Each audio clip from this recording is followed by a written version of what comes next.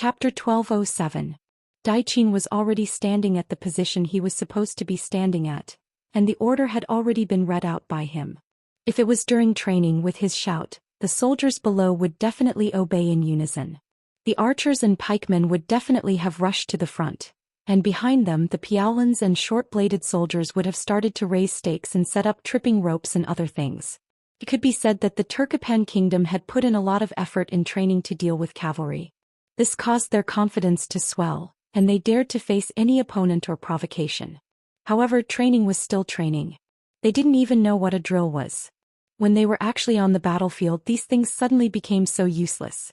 When they saw the enemy cavalry approaching from all directions, when they felt the earth tremble at this moment, when they felt the breeze that blew against their faces, when they felt a wave of austere air, when they felt a wave of murderous intent, the minds of the recruits were completely blank. At this moment they couldn't remember what military order, what training program, and even where they were supposed to stand. Everyone could only stare blankly in front of them. The enemy is here, what are you waiting for? Cavalry, release the arrows. Daiqin noticed this scene and felt a chill in his heart. They had never been to a war before, but when the real war came they were afraid of the enemy. Seeing that the 5-star army was getting closer and closer, they didn't have much time left. Daiqin roared and gave the order to the cavalry beside him to shoot. He wanted to use blood to tell these recruits that they were on the battlefield and not training. If they didn't pay attention, then the only thing that awaited them was death. The 5,000 cavalry made up of all veterans looked much better than the recruits.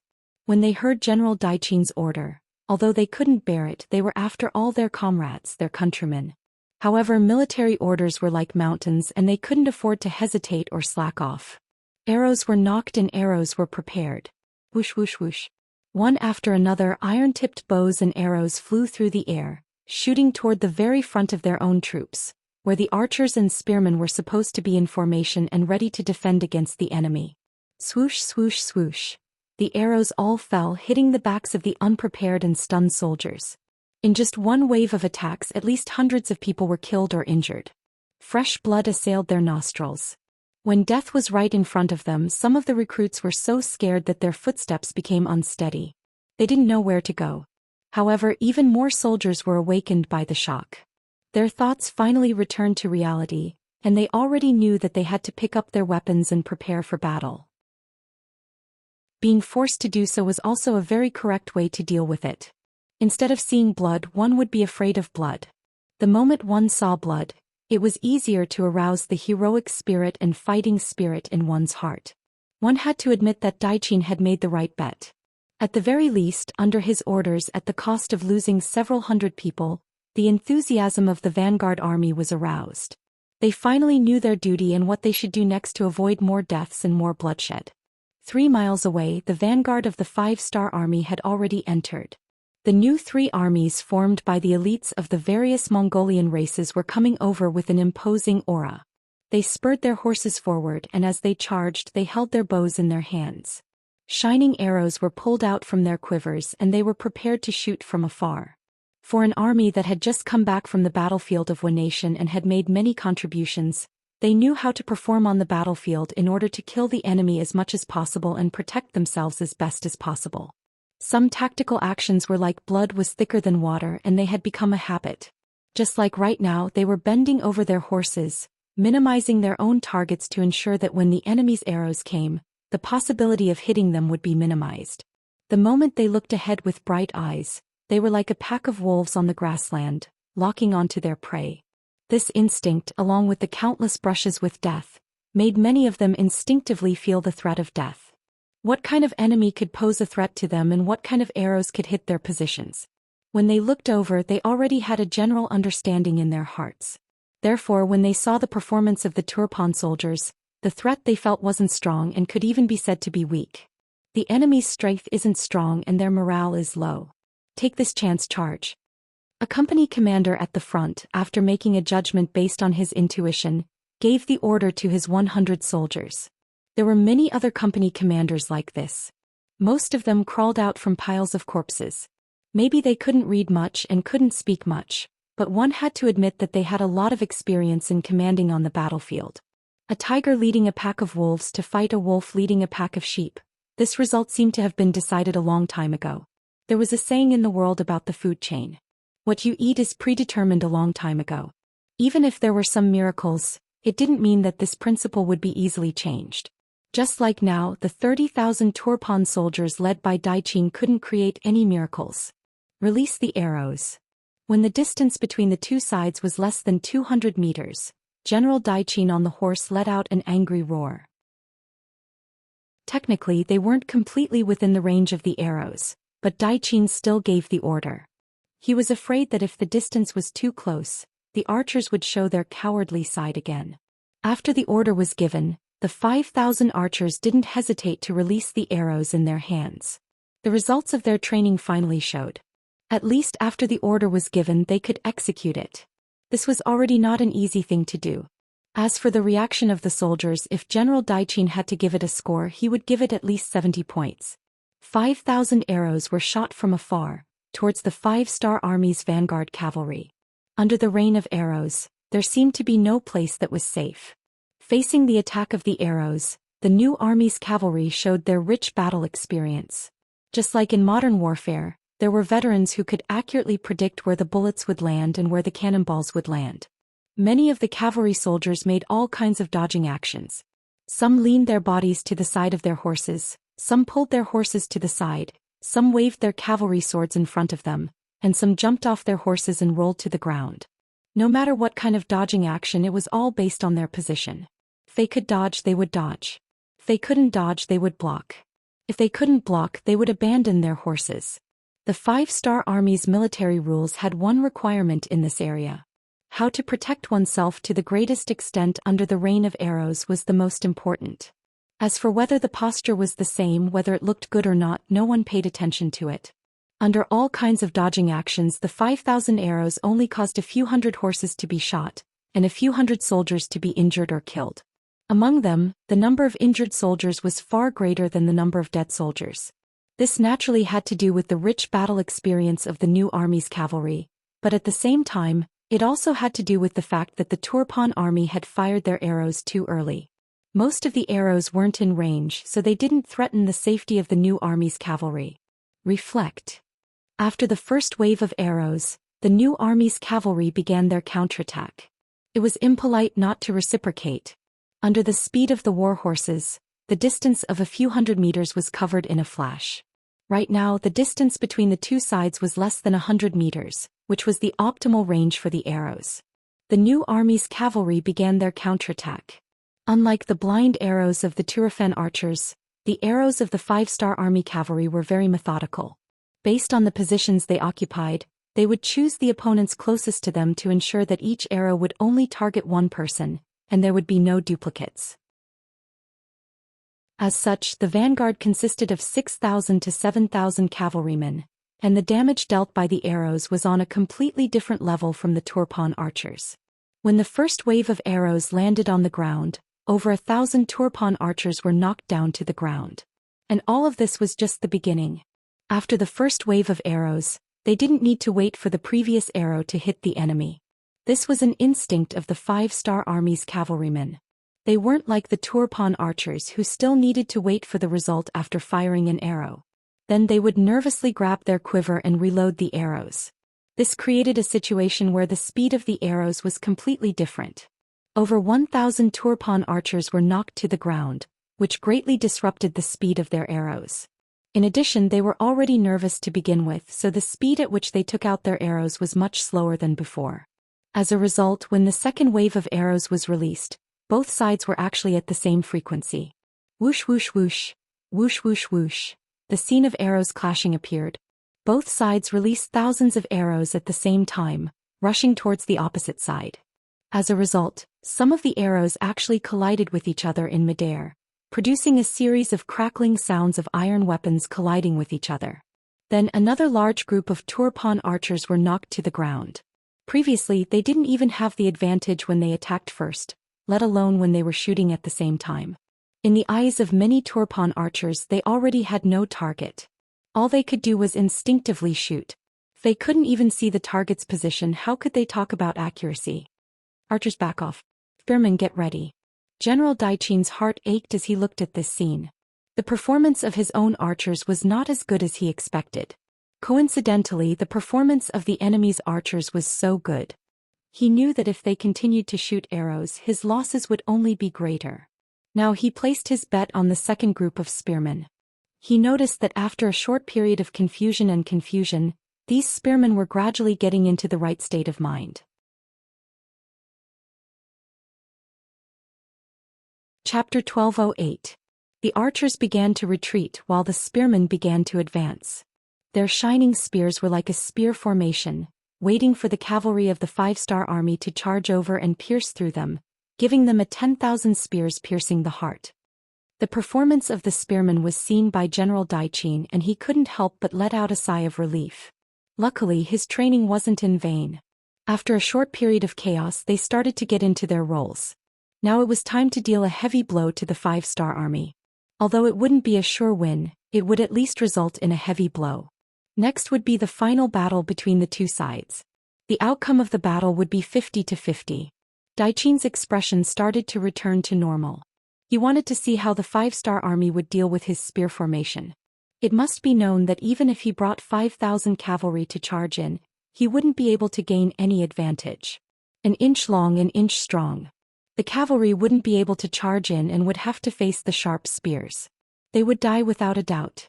It's the spearmen surround them. Daoist's face was filled with anticipation. The new army's cavalry also discovered the enemy's formation. Then the company commanders who were in charge of commanding the troops showed disdainful expressions. That's right. Once a warhorse came into contact with a spear, the consequences would be unimaginable. It would be like a lion plunging straight into a well full of thorns. This was also the reason why many armies were used to using spearmen to deal with cavalry. But the new army's cavalry weren't lions. They were humans with intelligence. Seeing that the pikemen had already formed their formation and charging forward would be suicidal, why didn't they circle around them? As the company commanders gave the order to surround the pikemen, the cavalry of the new Third Army suddenly split up from the middle, moving towards the two sides of the Turban infantry that were waiting for them in formation. What? The 5-star army's cavalry's response was seen by Daoist. His eyes couldn't help but widen. It must be said that surrounding the enemy wasn't a profound battle tactic.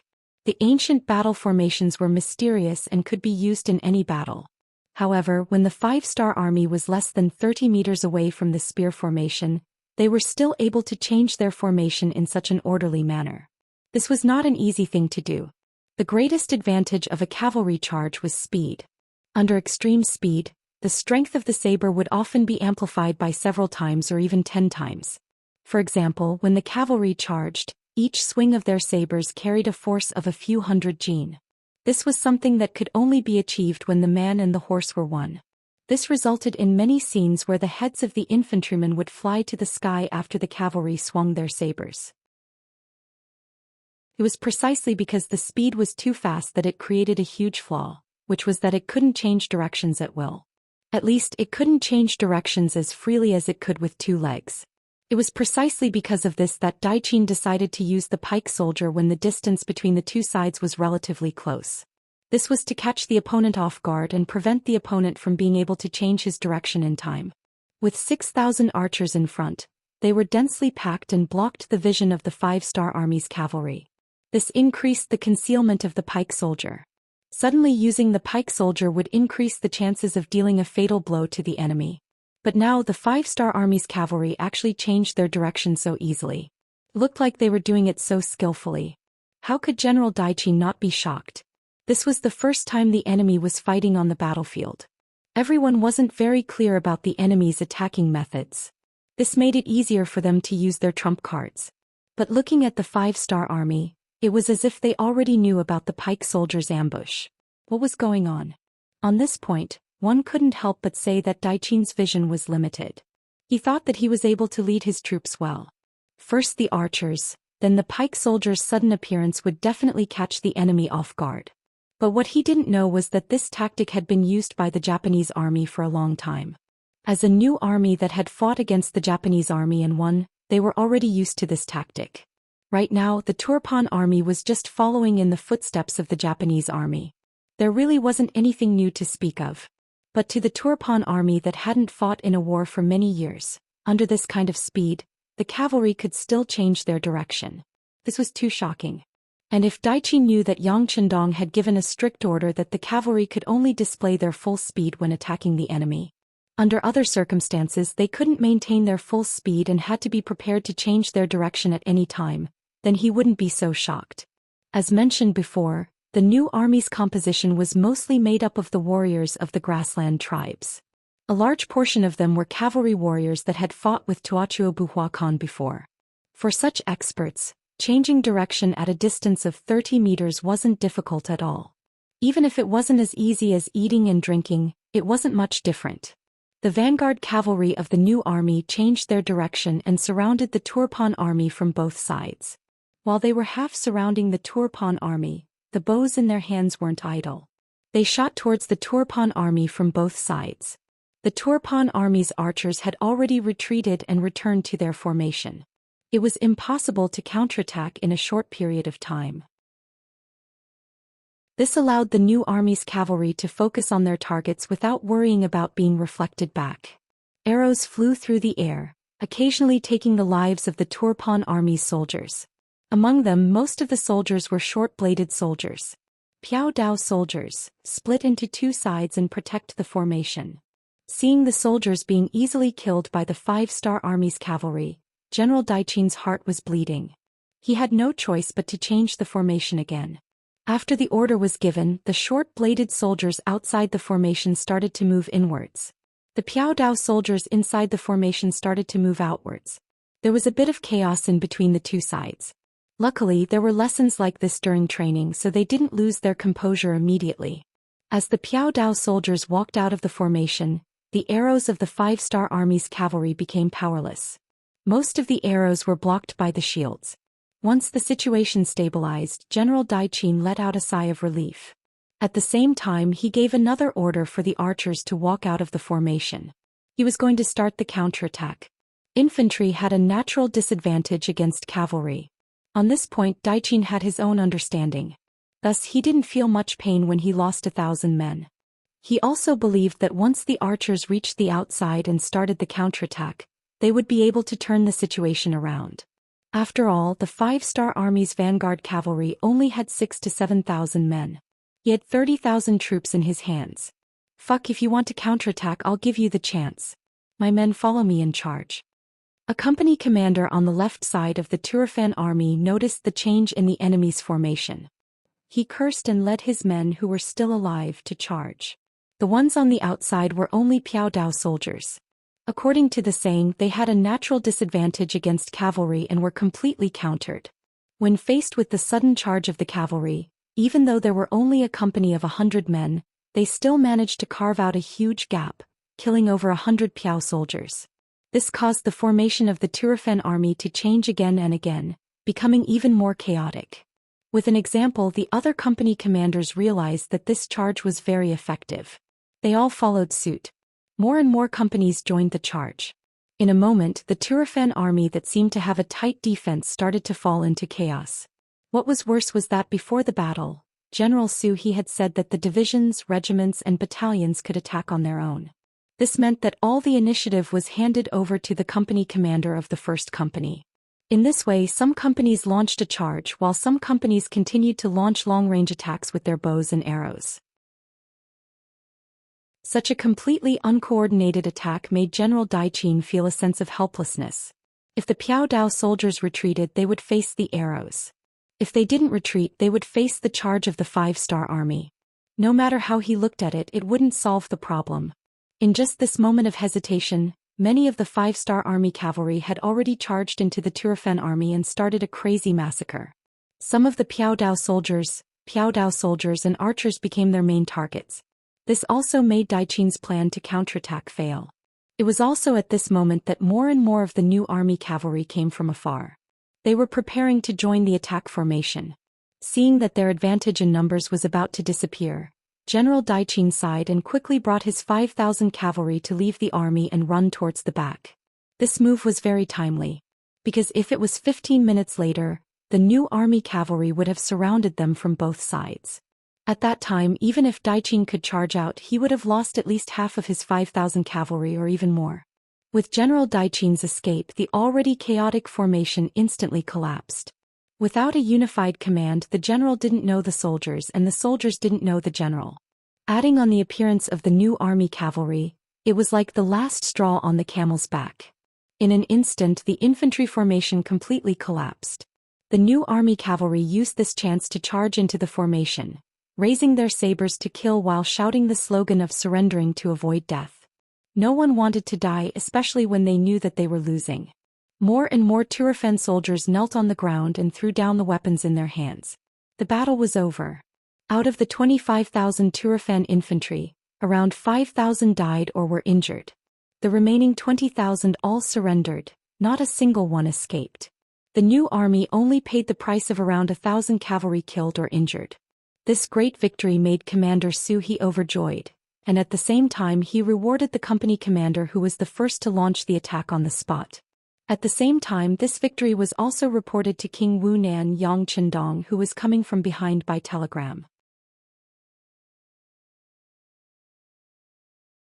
Chapter 1209. Good, the first battle was a great victory. Looking at the contents of the telegram, Yang Qindong was in a good mood and laughed loudly. Logically speaking, the first battle was to take down the 8-mile gap. In that battle, they had taken down the eastern gate of the Tulyafan kingdom with almost 0 losses. But in Yang Qindong's eyes, all of this was due to the artillery. Anyone with such a powerful weapon could achieve such an effect. On the contrary, the new army's first battle, killing 5,000 enemies and capturing 20,000 prisoners, this was the real victory on the battlefield. Announce the contents to the entire army and commend Commander Su He. Yang Qindong said with a laugh as he returned the telegram to Wang Shan. Yes. Wang Shan replied, then turned and left. Beta Persei frowned and asked carefully and worriedly, Young master, won't such a commendation cause dissatisfaction among the other commanders? It's not good for unity. Yang Qindong waved his hand and said, winning the battle and making great contributions should be rewarded.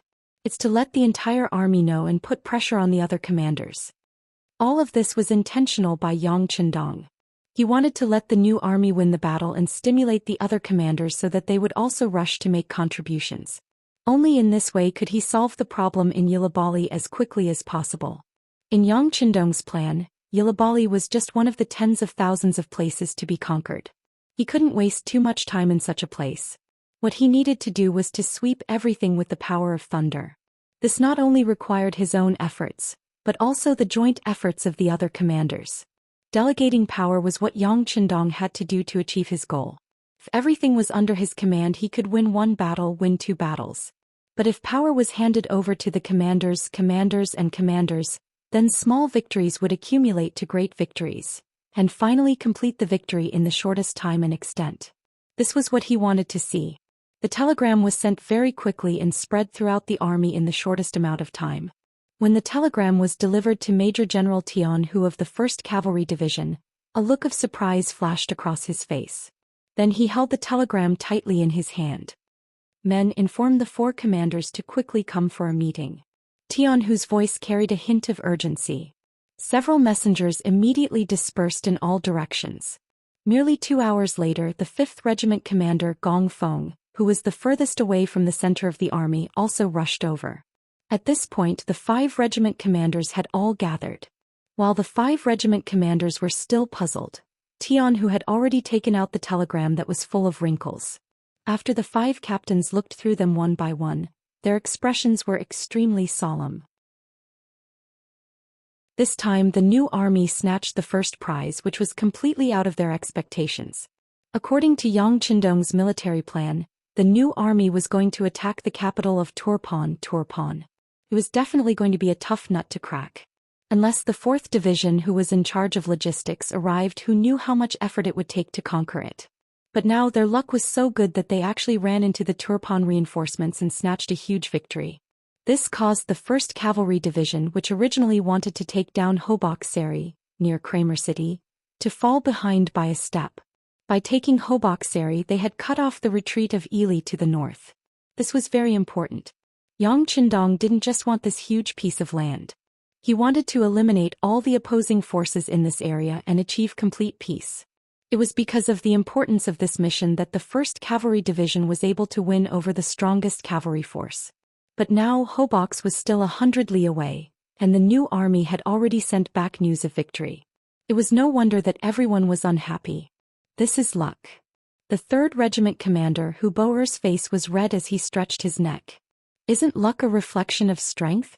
We only have 20,000 men, yet we managed to defeat 25,000 of the Turks.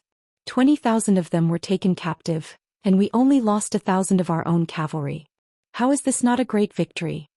Tianhu said in a low voice. Even though he had always been competing with Su He, and knew that Su He's new army had always wanted to surpass him as an opponent, he had to admit that Su He's new army had fought beautifully in this battle. Even in the eyes of the 1st Cavalry Division, this was the best they could do. After Tianhu's reprimand, Hu Boer didn't say anything else. He was convinced by this battle result. The 4th Regiment commander, Bai Shuang, also had his head lowered. He could feel the tension in the tent. It wasn't a good thing for a general to be anxious before the battle had even begun. He decided to stand out. He raised his head and said, "Division commander, regimental commanders, since the new army has already taken the credit, if we want to perform better, we have to think of a way to achieve the results." Think of a way to achieve the results. Regiment commander Bai, what do you mean?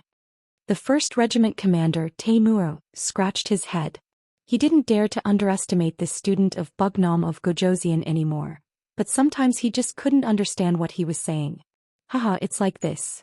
Bai Shuang said humbly, "We won't be able to take the credit no matter what." Since that was the case, it was better not to think about it and focus on how to conquer Hoboxary at the same time while doing so at the same time with the least cost. Didn't the new army lose 1,000 men? If we only lose 100 men or even less, to take down the target and report it to teacher, then don't you think we'll have contributed as much? These words made the other regimental commander's eyes light up. The 5th Regiment commander, Gong Feng, was the first to nod and say, "That's right. Regiment Commander Bai's words make sense. I agree. I agree as well." The 1st Regiment commander, Taimur, also hurriedly expressed his opinion. The 2nd Regiment commander Lu Duo and the 3rd Regiment commander Hu Boer also expressed their opinions. Even Division commander Tianhu nodded in approval. Regiment commander Bai, do you have any ideas? Yes, your subordinate does have an idea. If we want to force our way in, we'll have to suffer losses no matter what. Since that's the case, why don't we change it to using our wits? If Division commander agrees, I'm willing to take a trip into the city and meet the enemy general guarding Hobox, Bai Shuang said with a face full of confidence. Enter the tiger's den? Tianhu frowned when he heard that. Then he asked, "How confident are you?" "At least 70%. Haha, senior master, no one would have thought that we would have such a big appetite. We would first cut off Li's retreat to the north, and then we would have the opportunity to strike first. This is our advantage and we would have the element of surprise." Bai Shuang explained the general idea in his mind to everyone. Soon the tent was filled with discussions. Hoboxary.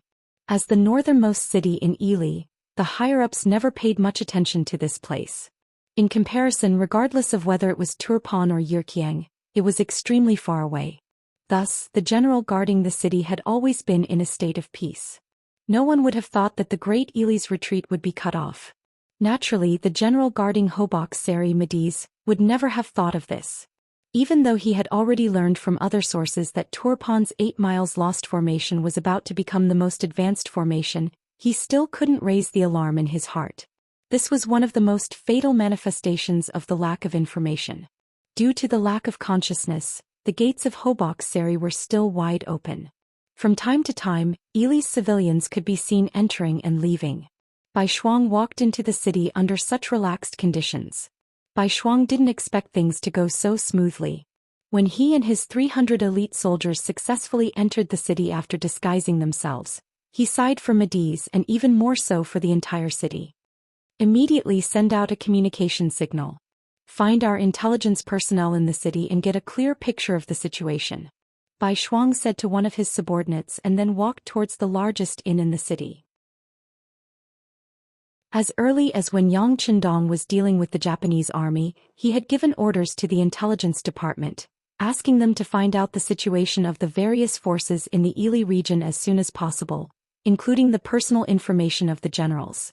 Bai Shuang's idea was very simple. Go straight to the root of the problem. Capture the general when the enemy was unprepared and take over Hobox-Seri without shedding a drop of blood. All of this started when he entered the city. Now it seemed that everything was going smoothly. But what was unexpected was that the plan was still ruined by someone, and it was their own people who ruined it. All of this started after he checked into the inn and met the intelligence personnel of the security bureau. Wukong Wutsong was a mixed blood. His father was Han and his mother was Uyghur. As a result, he had a tall figure and a handsome appearance. He was a department of the security bureau led by Yang San. Normally, the more ordinary an intelligence personnel was, the better.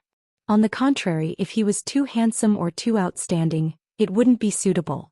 But because of his unique background, Yang San finally gave him an important task after meeting and evaluating him. It could be said that if Wu Tsong performed well, his future would be limitless. After being valued by Yang San, Wu Tsong brought enough money to the Ili area to start his work. Hobox-Seri was one of his main targets. According to Yang San, the sixth young master was a great emperor. He was particular about not doing anything, but when he did, he would amaze the world with a single brilliant feat. Once the enemy made a move in the Ili area, he had to do his best to get rid of them.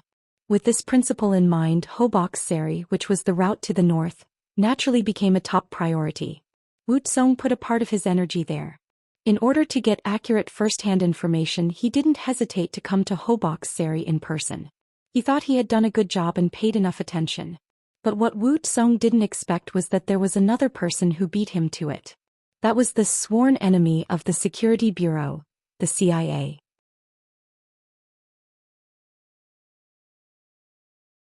Chapter 12:10. They had been established relatively late, but with the backing of the 7th Madame Su Man, it meant that they had strong support and backing. In addition, they had opened up another path, and their members were all women, especially beautiful women. This made their abilities and influence not weaker than the Security Bureau. Just like in Hobox-Seri City, the people from the CIA had the same idea as Wu Tsong and made a move first. Commander Bai, the CIA's team leader Han Fong, contacted General Mediz before us, and Wu Tsong's report suddenly became a little hesitant. And what? Bai Shuang, who was listening seriously, looked at Wu Tsong in confusion. Although some things were not pleasant to hear since Bai Shuang asked, Wu Tsong could only tell him the truth. And team leader Han Fong has changed her name to Madenazer. She will be married to Mediz tonight. What? Bai Shuang, who was a little surprised, stood up involuntarily and digested the news. He had heard that the CIA would often sacrifice themselves or even give themselves to others in order to achieve their goals. However, in his opinion, it was just a show. After all, in this era, women cherished their bodies and reputation very much. However, he did not expect it to be true. Looking at Wu Tsong's embarrassed expression, it was obvious that the truth of the matter was not to be doubted. Bai Shuang, who was extremely surprised, took a while to calm himself down. Team leader Wu, tell me more about Han Fong. Yes. After Wu Tsong agreed, he explained the situation in detail. According to him, Han Fong was not a Han. Said she was an authentic Xibe. She was born in an ordinary family, but because of her beauty, she could sing and dance since she was young. In the age of war, it was always difficult for women to find a good home. Han Fong's family was also drifting and difficult to settle down. Later on, when the origin city was established, it attracted the attention of many people of other races. The peaceful living environment, rich material and cultural life there attracted many knowledgeable people, and Han Fong was one of them. Because of her beauty, when she just turned 18, she was engaged to a new deputy battalion officer in Shicheng. Finally, her life was stable. However, the heavens were unpredictable. Her husband actually went to the battlefield and died in the battle with Ili Bali. She once again became a rootless duckweed. Fortunately, the 5-star army took good care of the families of martyrs, so she didn't have to sleep on the streets again. However, the quality of her life was also very different from before. It was at this time that an intelligence agent from the CIA took a fancy to her and recruited her into the organization. Later, with her outstanding performance, she became one of the core members of the organization. This time, when Han Fong heard that they were going to mobilize troops against Ili, she wanted to avenge her husband, so she naturally signed up. Because of her outstanding performance, she was appointed as the team leader. That was how she got in touch with Medes first, but she didn't expect that she would take the risk herself. You said that she is the wife of a deputy battalion commander in the new army? After Bai Shuang heard this, he had a general understanding of the matter. However, when he thought about how this person was a family member of a 5-star army officer, and now, in order to complete his mission, he had to submit himself to the enemy's general. Naturally, he felt indignant. Yes.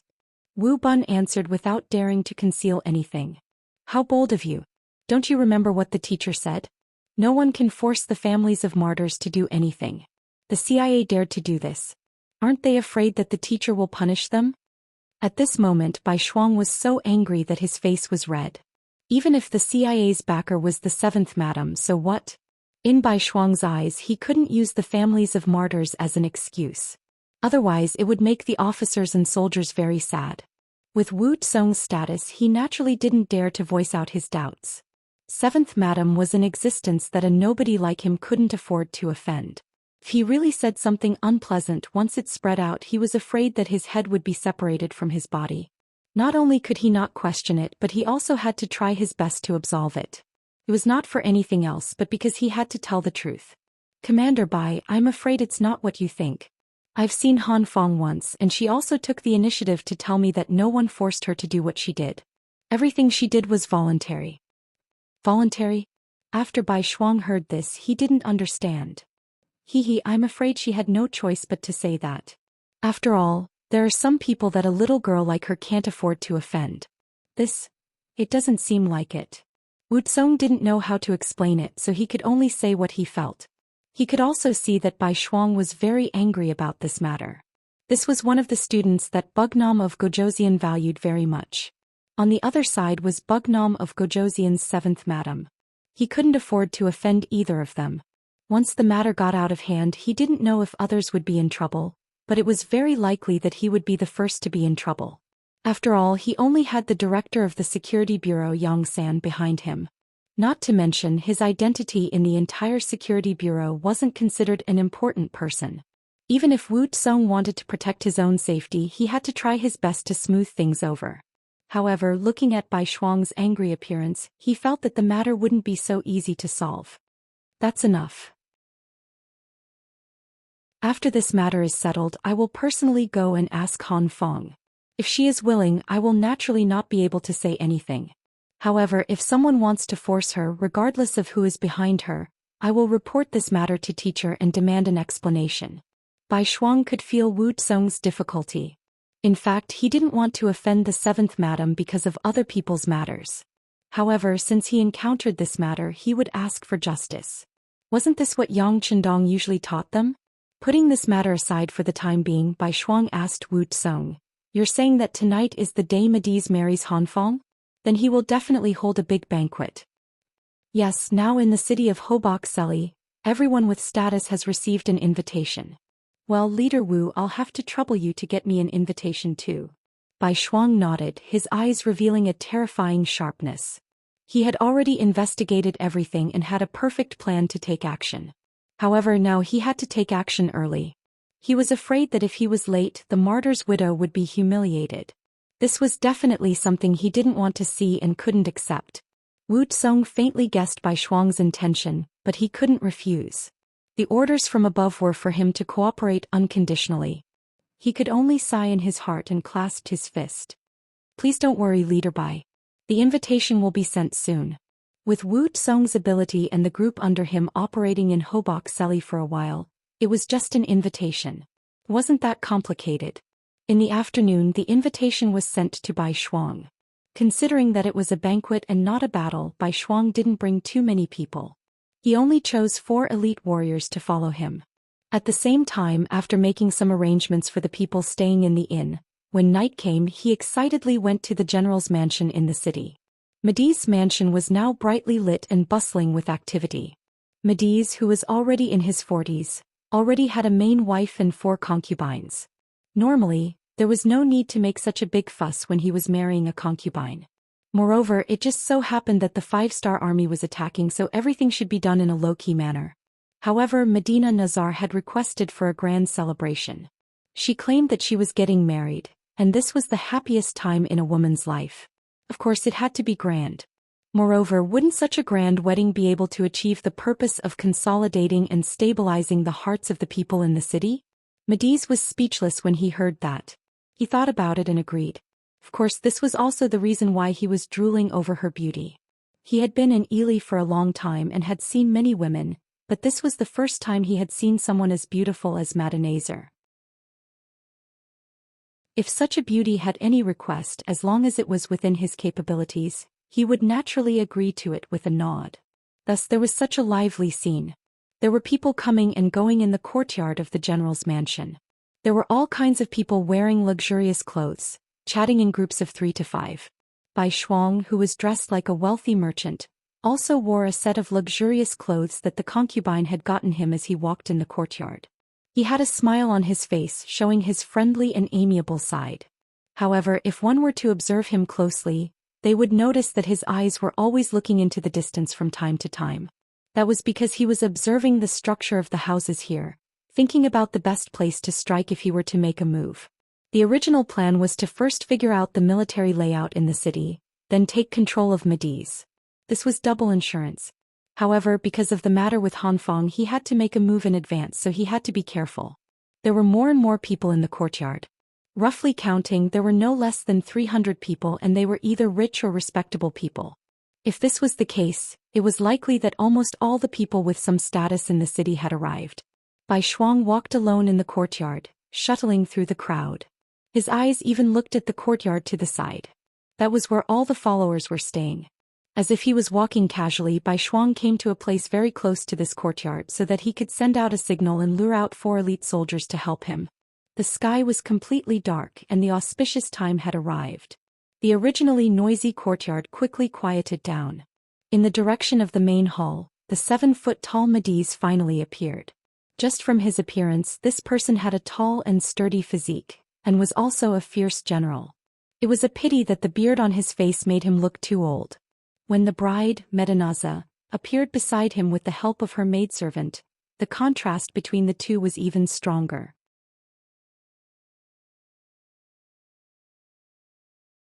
Chapter 12:11. Thank you all for coming. As the host, Mediz laughed heartily. After greeting everyone, he introduced her to everyone. This is my new concubine, Medinazer. Please say a few words to everyone. The general is so lucky. The general's charm is amazing, that's why the beauty likes him. The general is very brave. If I were the beauty, I would choose him too. Yes, this is what it means to be a beauty with a hero. I've finally seen this scene, Immediately the compliments came one after another. When Mediz heard it, he laughed even more heartily. It was truly a joyous scene. The compliments and bootlicking continued, but soon a sweet and clear voice stopped. Medinazer spoke. Hello everyone, I'm Medinazer. Thank you all for coming tonight. Thank you. I am madam, there's no need to be so polite. This is what we should do. Yes, the general protects our safety. Now that he's happy, it's only right that we come to congratulate him. Following that was another wave of disgusting flattery. Mediz did not reject any of it and accepted it all. At that moment he was very happy. He could not only get the beauty, he could also use this opportunity to receive a big gift. No matter how he thought about it, he was very happy. The flattery continued in the crowd. Someone started to make a fuss and asked the two to drink cross-cupped wine. Cross-cupped wine had long been spread from the Great Ming Dynasty. This was a new thing that Yang Chendong started, and it was quickly accepted by the crowd. Hearing this, Mediz naturally did not reject it. He laughed and said, "All right, let's drink. Men, bring the wine." There was no goblet or glass. Such an expensive item was simply out of reach. She brought over 2 exquisite porcelain cups and filled them with white wine. Then she handed them to Mediz and Medinaza respectively. Then, under the watchful eyes of the crowd, a man and a woman, one old and one young, intertwined their arms together. This scene also attracted the cheers of many onlookers. Unlike everyone else, Bai Shuang, who was hidden in the crowd, was ready to send out a signal. He would not allow himself to see a martyr's widow begging the enemy's general, even though doing so would greatly reduce his chances of success. After all, most of the 300 elite soldiers he brought were outside the general's residence. There were only 4 soldiers inside the residence. Even so, he still wanted to rush out and stop everything. In his eyes, This was his mission, the mission of an ordinary 5-star army officer. Of course he had to admit that Han Fong, who had changed her name to Madenazer, was really beautiful. When he first saw her even he was stunned. Bai Shuang was ready to act. As soon as he blew the whistle, the 4 elite soldiers would immediately rush into the courtyard with their weapons and kill at will. If possible, it would be best if they could subdue Mediz. Even if it was not possible, he wanted to create chaos here and give the 300 elite soldiers enough time to rush in and surround everything. Bai Shuang, who had already made up his mind and was about to blow the whistle, suddenly stopped. What happened next was completely out of his expectations. Madenazer, who was drinking wine, suddenly had a shiny dagger in her left hand. At this moment she was pressing it against Mediz's neck. This was a very dramatic scene. Everyone in the courtyard was shocked and stood there as if they were petrified. Even at this moment, many people still did not understand what was happening. Was this a prearranged show? The reason why they said this was because the other main character, Mediz, did not show any signs of panic. On the contrary, his expression was normal. It was as if the target of the dagger was not him, but someone else who had nothing to do with him. The courtyard suddenly became silent. This scene also made Bai Shuang stop what he was doing. He wanted to see what Han Fong was trying to do. He. Under everyone's attention, Mediz laughed sinisterly. "What's wrong, madam? What are you doing? Don't you know that swords have no eyes? It's easy to hurt people like this, and it's even easier to hurt yourself." As he spoke, Mediz raised his left hand to remove the dagger from his neck. However, at the same time a pleasant voice sounded. "Don't move. Let me tell you, this dagger has been infected with a strong poison. If you're cut by it, I guarantee that you'll lose your life in an instant. If you want to live, you have to listen to everything I say." Strong poison? Hearing this, everyone in the courtyard could not help but panic. At this moment, everyone clearly saw that this was not a prearranged show. This madam really wanted to take Mediz's life. They didn't expect that the new concubine, who was supposed to be brought to the boudoir and waiting to enter the bridal chamber, would have such a fierce side.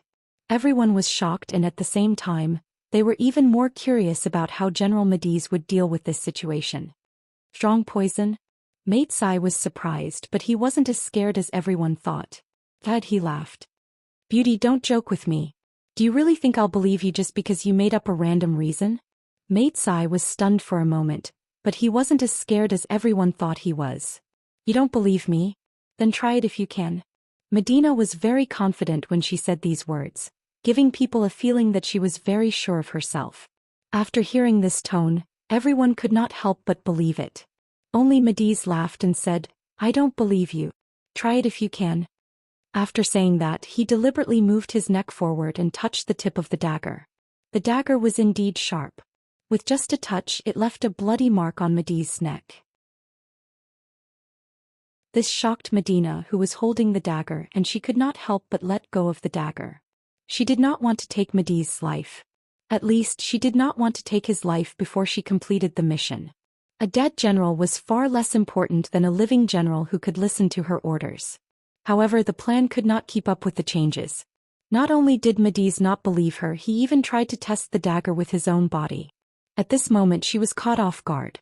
Everything did not go according to plan. She only felt that her mind was blank. In the eyes of everyone, Medina's performance was not a big deal. Instead, they were shocked by General Mediz's courage. Only Bai Shuang, who was in the crowd, had a bad feeling. This was not the time to be distracted. Just as Bai Shuang was about to warn Mediz, the moment Medina let her guard down, Mediz made his move. His right arm that was holding the wine suddenly loosened. When the bowl fell to the ground, his right hand freed up to grab the dagger.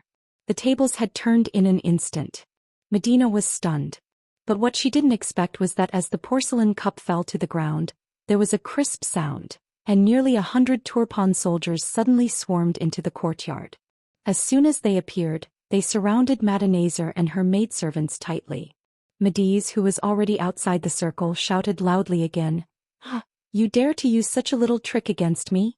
I'm afraid you don't know that I've already replaced the dagger in your hand. Do you think I'm a 3-year-old kid who can be easily fooled by you? You said you were born in Hobok Seli. I've already sent people to investigate. There's no such thing. Tell me, why did you lie to me like this?" Medee's words left Madanazar's mouth and she was stunned again and again. Just a moment ago she thought she was exposed. She thought he knew her identity. But now it seemed that Medees did not know. He only found the problem from her fabricated background. So it did not affect the overall situation. Although the current situation was very unfavorable for her, Medina wasn't afraid. Even if she died, it wouldn't be considered as a failure of the mission. In that case she would die a worthy death. Medina's expression gradually returned to normal when she realized that her actions had not spoiled the overall situation. Her voice rang out again, "Medees, you're a scumbag. I'm only here to avenge my personal grudge. Now that you've seen through me, I'll let you do whatever you want to me." As she spoke, Medina purposely puffed out her chest and at the same time removed the veil covering her face.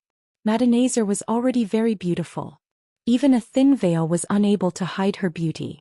Now that she was gone, her true appearance was completely exposed to everyone, causing waves of exclamations to erupt from the crowd.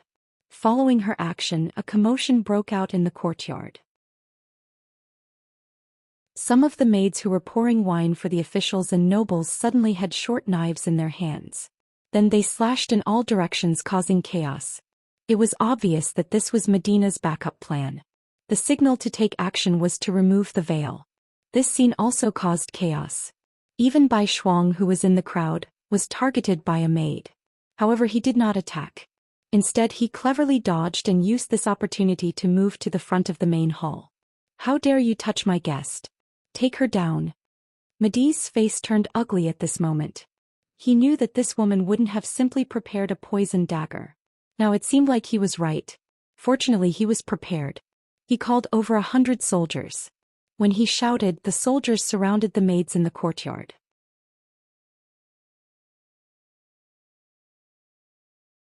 Chapter 12:12. There were less than 10 maids in total and they were all intelligence agents of the CIA.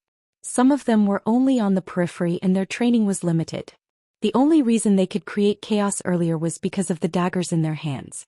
Now that they were facing the Turkmen soldiers armed with spears and swords, they had no advantage at all. They were about to be surrounded.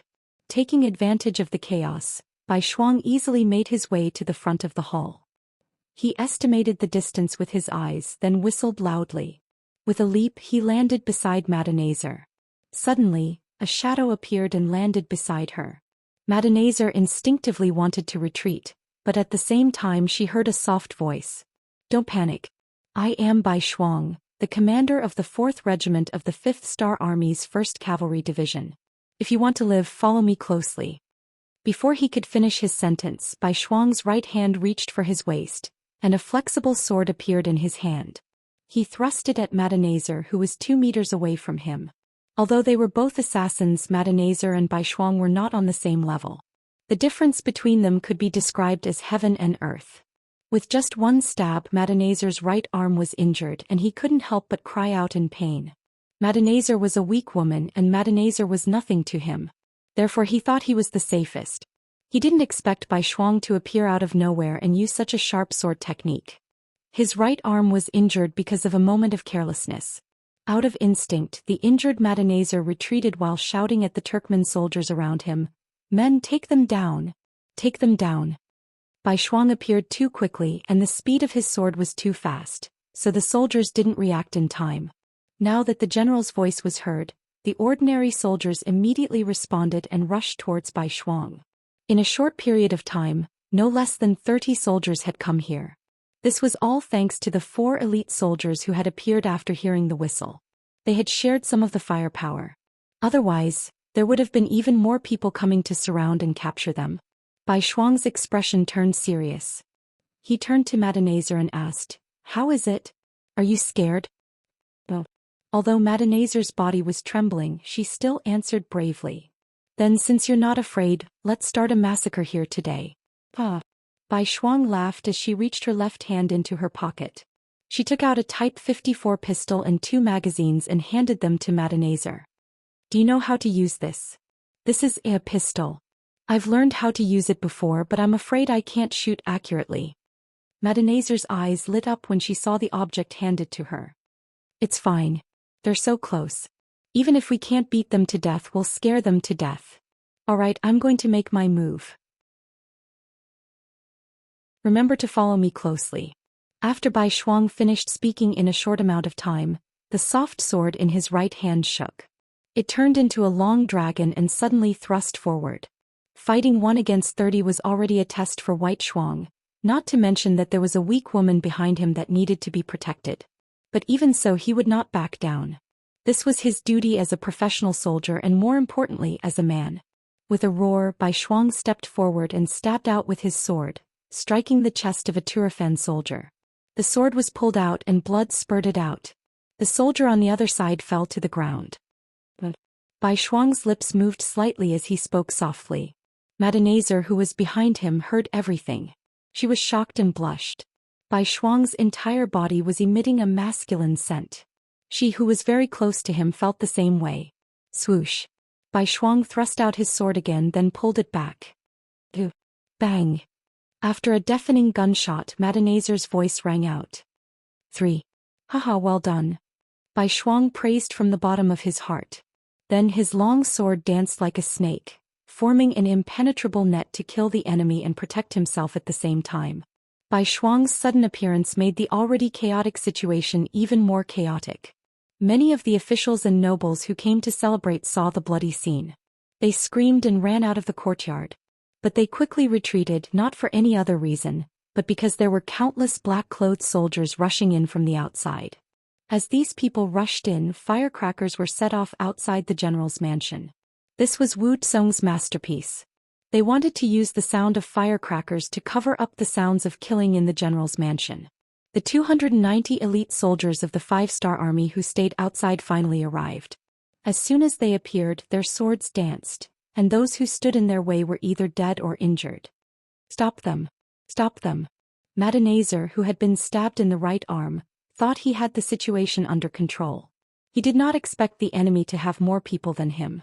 At this moment, his expression became very ugly. He regretted it. If he knew this would happen, he would have taken down Madanazer earlier. Why did he have to put on this show? Fortunately, he was afraid that Madanazer would find out, so he only mobilized 100 soldiers this time. Now it seemed that he had miscalculated. But there was still a chance. For example, he could capture Bai Shuang or Madanazer and use them to threaten them. There was still a chance to turn the situation around. Immediately, he shouted at the soldiers guarding beside him, "Quick charge! Take down this adulterous couple! Take them down!" With this shout, the pressure Bai Shuang faced increased. The number of enemies in front of him increased from a few to more than 10. When these people attacked together, Bai Shuang's left arm was immediately injured. If Madanazer did not fire 2 shots at the critical moment and intimidate some people, Bai Shuang would have been seriously injured. His left arm was still bleeding, but Bai Shuang did not seem to hear it. The soft sword in his hand was still moving back and forth. But after all, it was difficult for 2 fists to fight against 4 palms. The speed of his sword was obviously slower. Quick, he can't take it anymore. Attack together, attack. Seeing that the turning point was right in front of him, Madanazer shouted and raised his sword at the same time.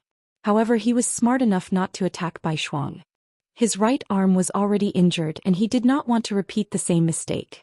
This time he chose to attack Madanazer, who was relatively weak. At this time, Madanazer had already used up all the bullets in her gun. There were more than 20 bullets, but she only killed 3 enemies and injured 4. The rest of the bullets were nowhere to be seen. At this moment she was anxious because she was holding a gun that had no bullets. At this moment, a long sword was thrust at her face. Madanazer was obviously very angry at this moment. He wanted to destroy this woman's face. The long sword suddenly came at Madanazer while she was at a loss. At this moment, when she saw the sword enlarging in her eyes, she instinctively closed her eyes and waited for her death. Get out of the way. At the critical moment, Bai Shuang noticed the commotion behind him. With a loud shout, he leaped backward. The sword slashed Bai Shuang's back, leaving a palm-sized wound. Ah! The pain on his back caused Bai Shuang to let out a muffled groan. All of this fell into Madanazer's eyes as she was pinned under him. At this moment, the two's posture was somewhat ambiguous. Their breaths were so close that they could easily feel each other's breath. This made Madanazer's face blush. But when she thought of the current situation, she asked with concern, "Are you okay?" I'm not dead yet.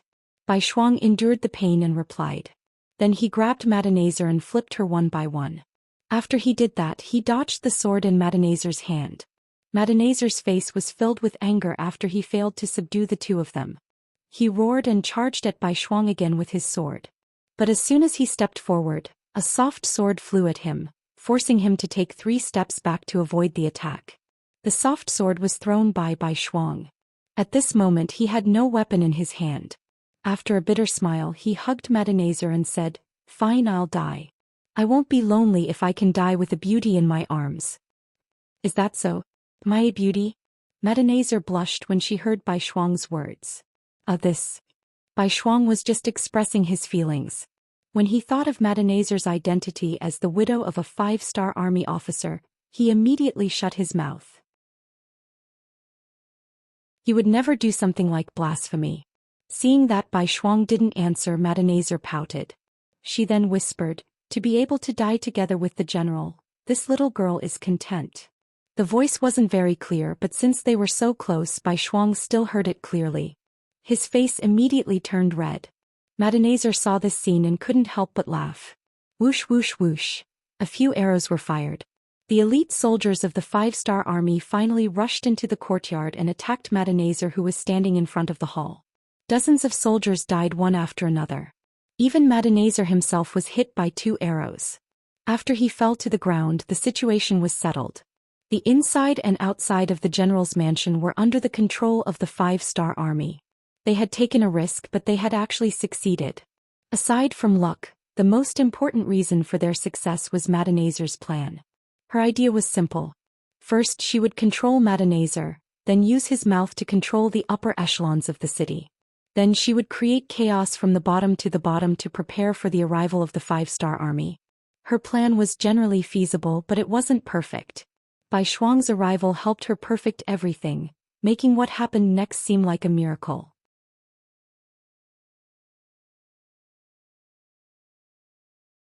Chapter 12-13. Under the blades of the 5-star army, those who were afraid of death and wanted to live all lowered their heads and promised to cooperate fully. This included General Mediz, who looked very brave just a moment ago. There was no other way. When his sword cut into White Shuang's back, it was so deep that it exposed the bone. Seeing their regiment commander suffer such an injury, the soldiers under him naturally wouldn't be kind to him.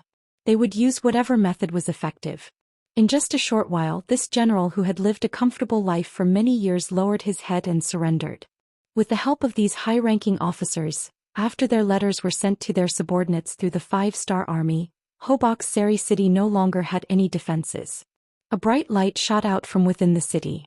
The 20,000 cavalrymen of the world's 1st Division who had been lying in ambush in the city entered from all 4 sides, achieving their goal of occupying this border city without shedding a single drop of blood. "Someone report to the 6th young master that we have occupied Hobok's Seri city without any losses. Next we will move from the north to the south, leaving the Ayla mountain pass and marching towards the capital city of Ely." Riding on his horse, Division Commander Tian, who laughed as he spoke to the reporter. Then he looked at the 4 regimental commanders and said, let's go take a look at the injured hero regimental commander." "Pa, let's go." Taimur and the other 3 laughed. They weren't here to laugh at White Shuang, nor were they gloating over his injury. It was just that getting injured was a common occurrence for them. Sometimes getting injured was even a symbol of honor. With Division Commander Tian who as the leader, the 5 of them each brought some elites and went straight to the general's mansion. This was now White Shuang's temporary place to recuperate. After the 5 of them entered the courtyard, other than seeing the strict security, they also saw a beautiful figure carrying a basin of clear water towards the back of the mansion. Her voice was as clear as an oriole's. "I'm going to change the regimental commander's dressing. No one is allowed to disturb him. Don't worry, Miss Han." The 5-star army soldier in charge of guarding the place nodded solemnly. He almost patted his chest and promised. Without noticing Tian Hu and the others behind her, the woman strode towards the backyard, leaving the crowd outside dumbfounded. "This girl's figure isn't bad. I saw her side profile just now and she's very pretty. Commander Bai is in luck this time." The 3rd commander, Hu Bo chuckled and said. "It's said that beauties love heroes. I've heard that Commander Bai saved a very beautiful woman during this mission. Now it seems like it's true. Sai, I knew there was such a good thing, so I rushed over. An envious voice sounded. The one who said this was the 5th Regiment Commander Gong Feng, who was also single. Everyone was joking about this matter. Since the woman had said that she was going to change Bai Shuang's bandages and it was not appropriate for others to disturb her, no one would be so bored as to go and visit her now. Using this opportunity, everyone became interested in that beautiful woman.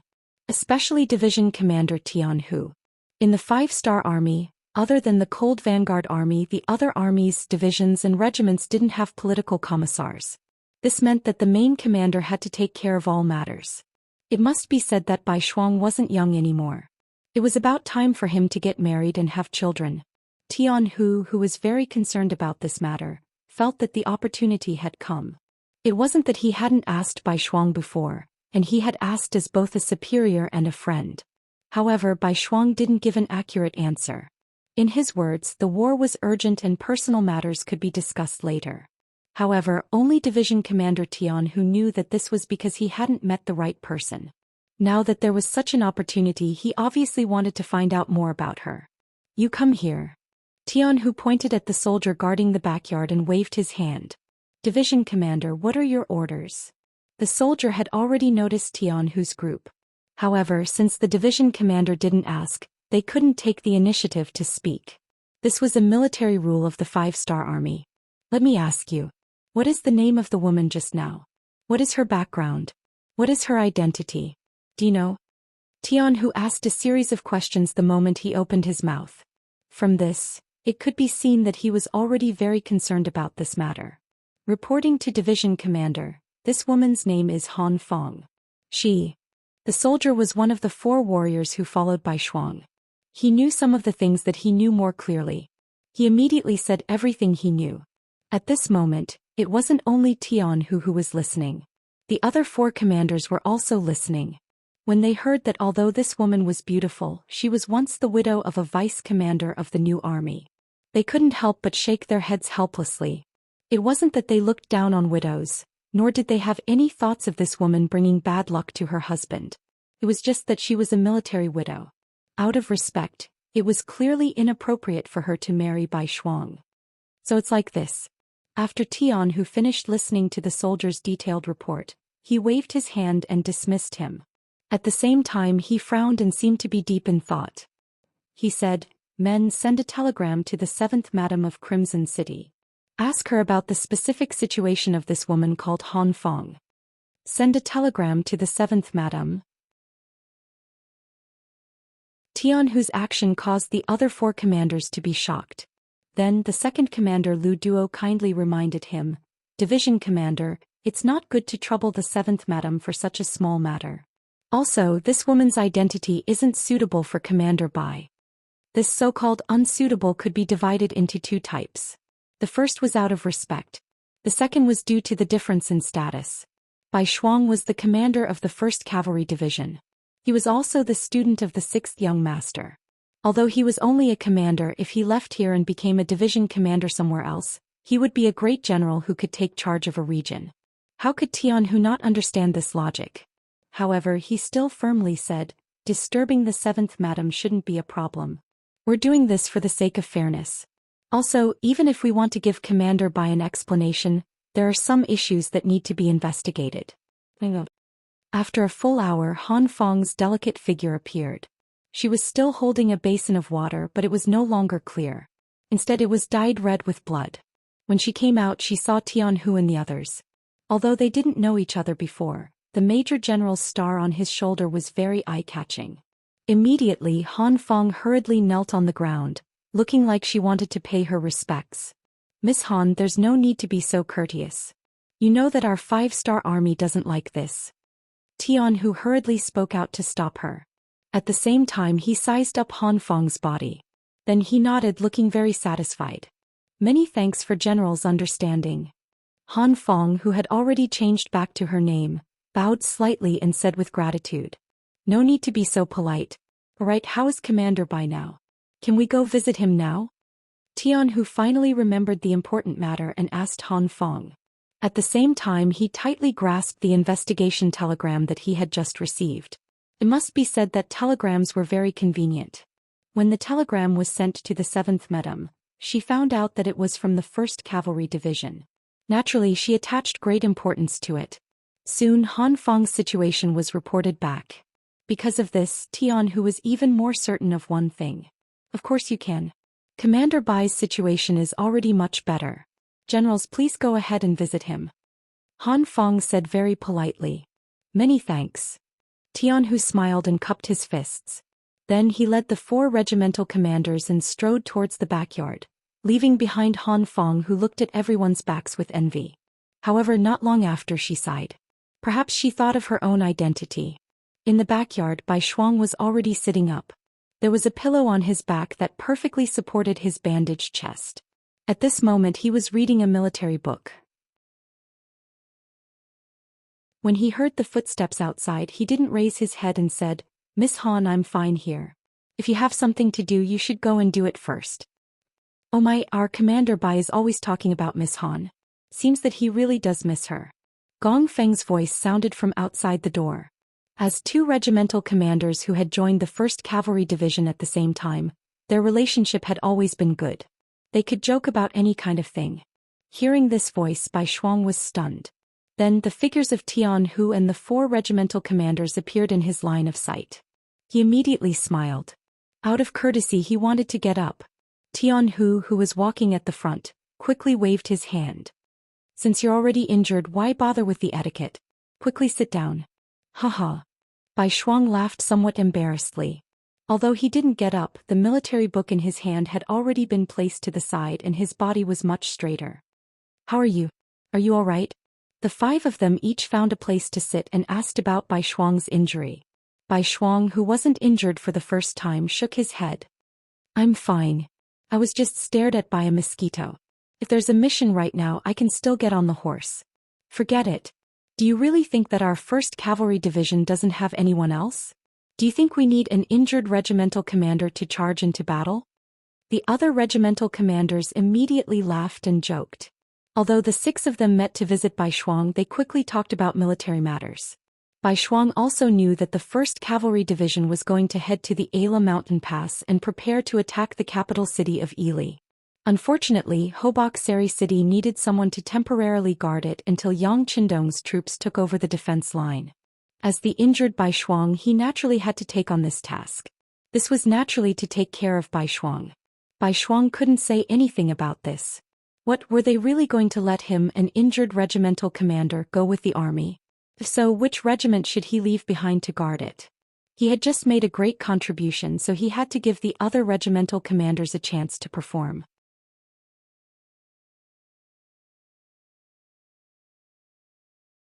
Chapter 12-14. After weighing the pros and cons, Bai Shuang resolutely agreed. At this moment, the other 4 regimental commanders all breathed a sigh of relief.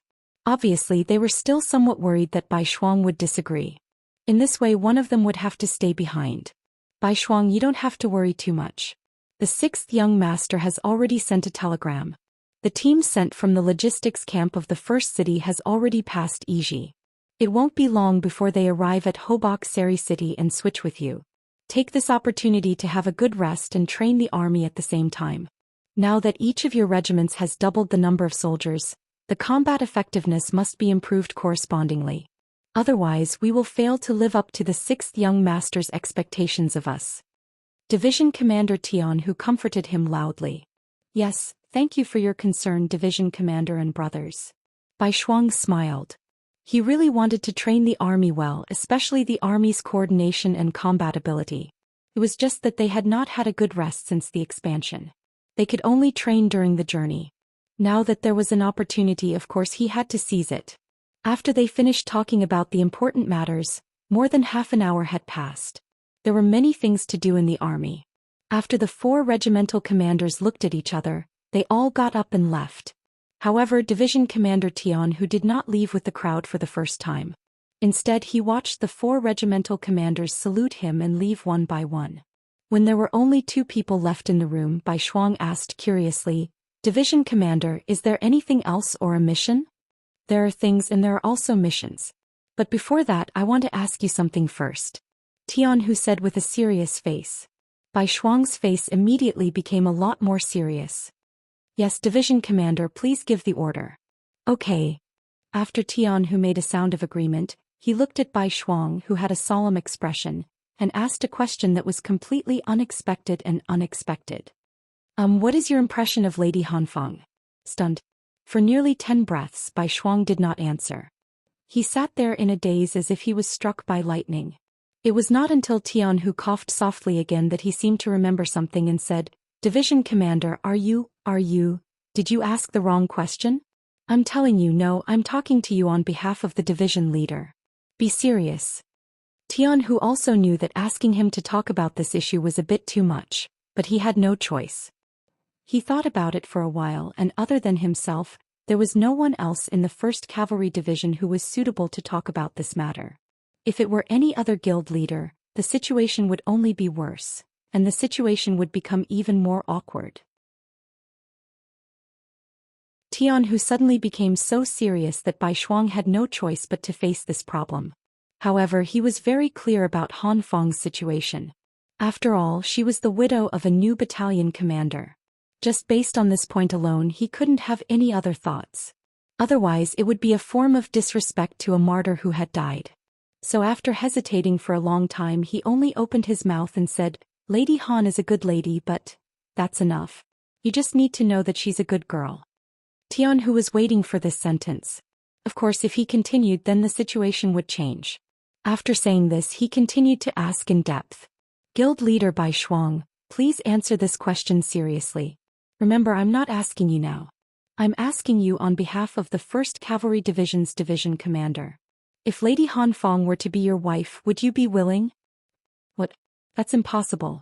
When Bai Shuang heard this, he hurriedly waved his hands as if there was a wild beast in front of him. He had no choice but to refuse. Why is it impossible? Is it because she was once engaged to a deputy battalion commander of the new First Army? Tianhu suddenly raised his voice as he asked this question. Yes. Bai Shuang didn't completely understand the meaning of this sentence, because at this moment his mind was already blank. Although he indeed had a good impression of Lady Han Feng, he definitely wouldn't do anything to betray a comrade for his own selfish reasons, even if that comrade had already died on the battlefield. Tianhu was very satisfied with Bai Shuang's answer. He continued to ask, then if I tell you that even if you marry Lady Han Feng now, you won't betray anyone, will you still refuse? At this moment, Bai Shuang finally raised his head as if he understood something. He looked at Tianhu and asked, Senior brother, what's going on? The reason why he called him senior brother was because both of them studied under Yang Qindong. This kind of address was only used when there were no outsiders. What's going on? Ah, you're lucky. Tianhu, who had a serious face just a moment ago, was now full of smiles. Let me tell you, I've already investigated. The person who asked was the 7th madam, and she's already given a reply. Lady Han Feng was indeed engaged to a new battalion commander, but it was only a verbal agreement. There wasn't even a ceremony, and they didn't even enter the bridal chamber. Unfortunately, that officer had already died on the battlefield. Now Lady Han Feng is a free person, and the CIA has also confirmed this. She has the freedom to pursue a happy marriage, and it doesn't involve any moral or emotional issues. Do you understand now? Tianhu's words stunned Bai Shuang. After a long while he asked with a face full of joy, is this true? If I marry her, it won't be a moral issue, and I won't be letting down that dead battalion commander, right? Of course not. Actually, even if there really is something going on with that battalion commander, so what? Teacher said a long time ago that Han people can pursue freedom of love, freedom of marriage. Think about it, didn't teacher's 6th sister divorce someone else? But isn't she still living very well with Chief Long of the Ministry of Public Security? Not to mention Lady Han Feng and that battalion commander haven't done anything yet. Of course, your worries aren't without problems. I want to tell teacher about this matter and let him make a decision. If we have teacher's approval, then there won't be any problems.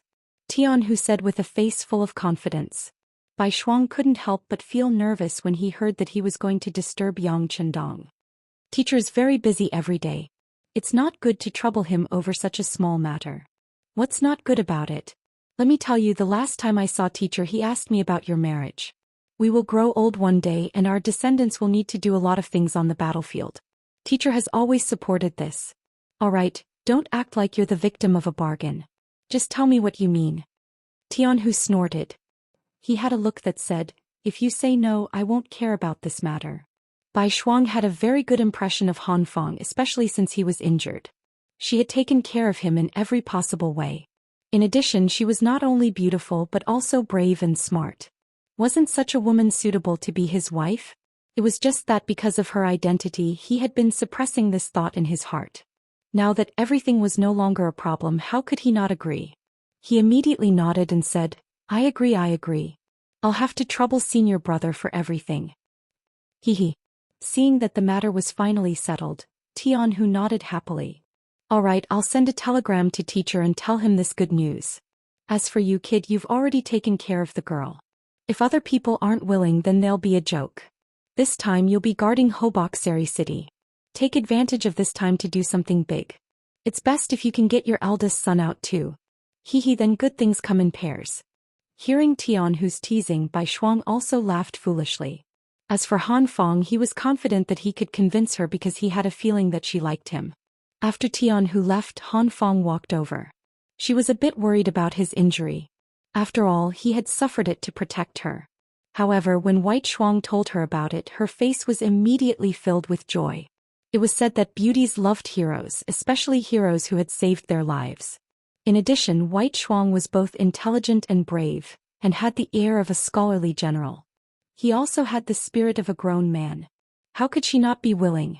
However, the little girl was shy and did not immediately agree. Instead, she ran away shyly. This caused Bai Shuang to laugh loudly behind her. On the official road to Turpan City, an army with a bright flag of the 5-star army was moving forward. Among them, a cavalry unit with black cloaks was especially eye-catching. In the 5-star army, the rank of an officer was very obvious. It could be seen from the military rank, and it could also be seen from the cloak that an individual wore. As for the black cloak, it was usually only worn by those with the position of guild leader. The reason why it was said to be a normal situation was because there was something special about it. The black cavalry that protected Yangqindong could also wear it. There were 2,000 black cavalry soldiers and they were all wearing black cloaks. The 1,000 black cavalry that had been selected from Crimson City had finally arrived. Among them, Qiu Vi was the captain of the 1st Brigade, Dao Xiao was the captain of the 2nd Brigade, and Ba Daojiang was the vice-captain of the 1st Brigade due to his outstanding performance. Yang Qindong was in this unit. He was riding a white dragon and wearing a golden battle suit, which made him stand out from the rest. Beside him, Beta Persei was wearing a purple military cloak, which was also very eye-catching. Everyone looked at him with envy. Young master, a telegram from the 1st Cavalry Division.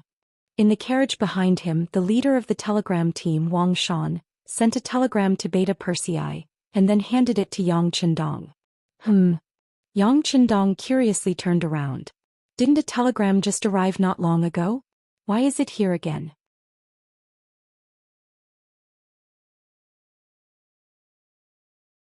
Chapter 12:15. With a hint of curiosity, Yang Qindong took the telegram. He didn't think that anything would go wrong. With the combat ability of the 1st Cavalry Division and the fact that they had just doubled their forces, anyone who wanted to cause trouble for them would have to be prepared to lose their teeth. After receiving the telegram, Yang Qindong quickly scanned the contents of the telegram. Then he burst into laughter. White Shuang, spring has come. Spring is coming? Beta Persei obviously didn't understand the meaning of this sentence. Yang Qindong didn't explain. Instead, after a moment of silence, he said, let Wang Shan send a telegram to the 7th Madam to confirm the situation of a girl named Han Feng. Then send a telegram to Tiger's Mane to understand the specific situation of a girl named Han Feng and the battalion commander. Then report it. White Shuang was an orphan. As his teacher, he was no different from his parents. Of course, he had to make the decision for such a big matter. But before that, he had to make things clear. He didn't want to make a mistake. That would be a joke and it would hurt the two young people's hearts. Yang Qindong gave the order. After the telegram was sent out, there was a quick reply. Obviously, Everyone attached great importance to the matter that Bugnam of Zhou Xian valued. It didn't take long for the matter of Hanfang to be investigated clearly. It was confirmed that she only had a verbal engagement with the deputy battalion commander who died in battle. The two of them didn't even meet. Everything was set up by the matchmaker. Later, after the deputy battalion commander died in battle, the matchmaker didn't care about this matter. If it wasn't for the fact that Hanfang valued friendship, very few people would know about this matter. After understanding the details, Yang Qindong immediately waved his pen and approved the marriage between White Shuang and Hanfang. He also allowed them to complete the wedding in Hobox. Not only that, Yang Qindong also ordered a small team of black cavalry to go to Hobox and bring a congratulatory gift.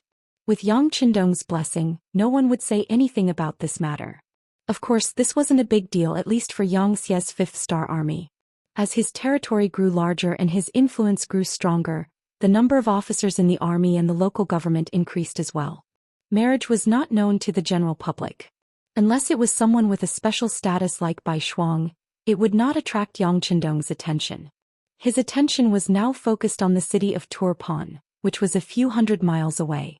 The intelligence department had already sent word that the Ili Kingdom and Yirkiang Kingdom had sent 30,000 troops each to Tulyafan City, seemingly intending to have a decisive battle with the 5-star army there. Young Master, do we need to urge 4th Master Lu to catch up from behind? Beta Persei also saw the report and suggested. There's no need. Do you think they will be stupid enough to let us attack a city after losing 8 miles? 4th Master Lu, it's better for you to escort the food from behind. Yang Qindong waved his hand confidently. The 3 countries actually wanted to fight with his main force. This was something he couldn't ask for more. Originally, he was most worried that he wouldn't be able to find the main force. Once the enemy scattered and implemented harassment tactics, he would have the biggest headache. But now that they wanted a decisive battle, he would fulfill their wish. As long as they could destroy the enemy's main force in one fell swoop, the speed of taking down this place would be much faster and save a lot of time. Send a message to the small Japanese empire in Shiqing. Hurry up and send the small Japanese empire to the front line. Such a large piece of land needs a lot of people. After Yang Qindong said this to Beta Persei, he looked forward. It wouldn't be long before the land under their feet would be surnamed Yang and then Han. In order to do it once and for all, the migration of the foreign people was necessary. In the Second World War, Japan had occupied Korea for more than 40 years and had also been entrenched in the northeast of China for a long time. However, the voices of resistance had never stopped. For this reason, a large number of Japanese troops and forces were involved. What was the reason? Was it just because the Japanese didn't treat them as human beings? This might be the main reason, but it wasn't the only reason. At least for a period of time, Japan had implemented a policy of controlling China with China. As long as the people didn't rebel, they were given a certain amount of security and protection, but the voices of resistance still didn't stop.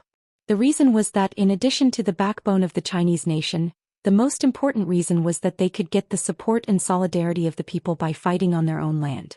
With these lessons learned from previous mistakes, Yang Qindong had long adopted an extreme method, which was the migration of the people.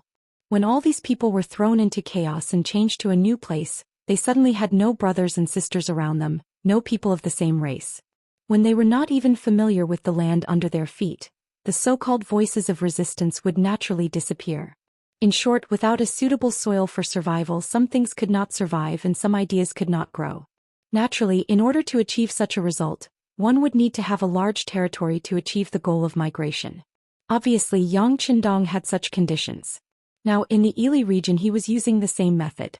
He wanted to transfer the people from the other provinces to exchange with the people here, to achieve the effect of completely destroying and strangling the will of the people. Conquer the world and let the Han people live wherever there were people. Wherever there were people, the status of the Han people would be the highest and all the Han people would be proud of their birth. This kind of slogan was not as simple as just saying. If he wanted to carry it out, it would be incredibly difficult. However, since Yang Qindong had brought the modern army here, he naturally had to do something. Even if he could not do it, he would let his descendants do it. In short, this was the goal that he had worked hard for. Looking at it now, the goal was indeed very big, but it was not impossible. Hadn't he already trampled on many small countries and made them part of the Han people's territory? The navy was also actively making preparations, especially after taking down the Japanese Empire and capturing who knows how many navies. Now they were very powerful, and it would not be long before they set out to conquer the world. Looking forward to the arrival of that day, Yang Qindong felt that the burden on his shoulders was heavy, but he was not afraid. With a light shout, he rode on the white dragon and led the army straight to Turpan City. Turpan City. At this moment the whole city was in chaos. People could be seen everywhere on the streets, and from time to time they would collide with each other.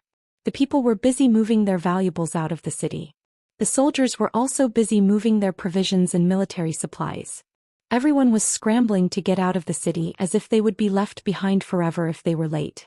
In such a chaotic situation, bumping into each other was inevitable. Even if many Turpan people were maintaining order in the city, they still could not alleviate the chaos. How could it be so easy to empty out the capital of Turpan in such a short period of time? Palace. The new king, Hardenbarter, was roaring with a face full of anger. Who was it? Who leaked the news? Investigate for this king. No wonder Hardenbarter was so angry. He had just made up his mind to withdraw from Turpan City, and the news spread out, causing the people to be in chaos, which affected the withdrawal of the army. The reason why he made this decision was because of the lesson of don't lose lightly. When he learned that the 5-star army had powerful artillery that could flatten an entire city, Hardenbarter knew that the so-called strong city was a joke in the eyes of the enemy. If he still defended the capital, the result would not be much better than don't lose lightly. It must be said that Hardenbarter was worthy of being the king who led the rise of Turpan City. He immediately made a decisive move, which was to withdraw from the city and fight the 5-star army on the grassland. In short, he would not defend the city. Originally, according to Hardenbarter's plan, he would withdraw the army first and then move the people. But for some reason the news was leaked and now the city was in chaos. His plan to withdraw had to be delayed. After a series of roars, someone immediately went out of the palace to investigate the leak of the secret. But in such a chaotic situation, it was not easy to find out who leaked the secret. Not to mention, the people who leaked the secret were from the Xianxia intelligence department. They had strong anti-reconnaissance abilities, so it was not easy to find them in a short time.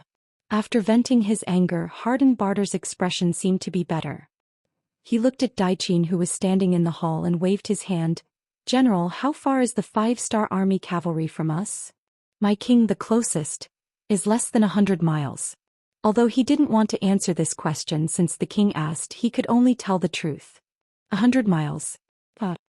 Hearing this answer, Hardenbarter's expression froze for a moment, then he sneered. 100 miles, even the elite cavalry would take less than half a day to arrive. How many people and resources can we evacuate? Daichin was also shocked by the speed of the 5-star army cavalry. But as a general he couldn't be afraid of the enemy. Otherwise he would be unqualified and incompetent. Even though Daichin had lost a battle, but as a general he had never lost his character. Seeing the king in such a difficult position, he hesitated for a moment, then steeled his heart and stood out. "My king, I think there is a way. We can stop the 5-star army cavalry. Didn't the Ili Empire and Yirqiang Empire each send 30,000 cavalry and have already arrived at our Turpan city? As long as we can work with them, I am confident that we can fight the 5-star army and stop them outside Turpan city." "Oh? Really?" Hearing Daichin's confident words, Hardenbarter's eyes were filled with hope.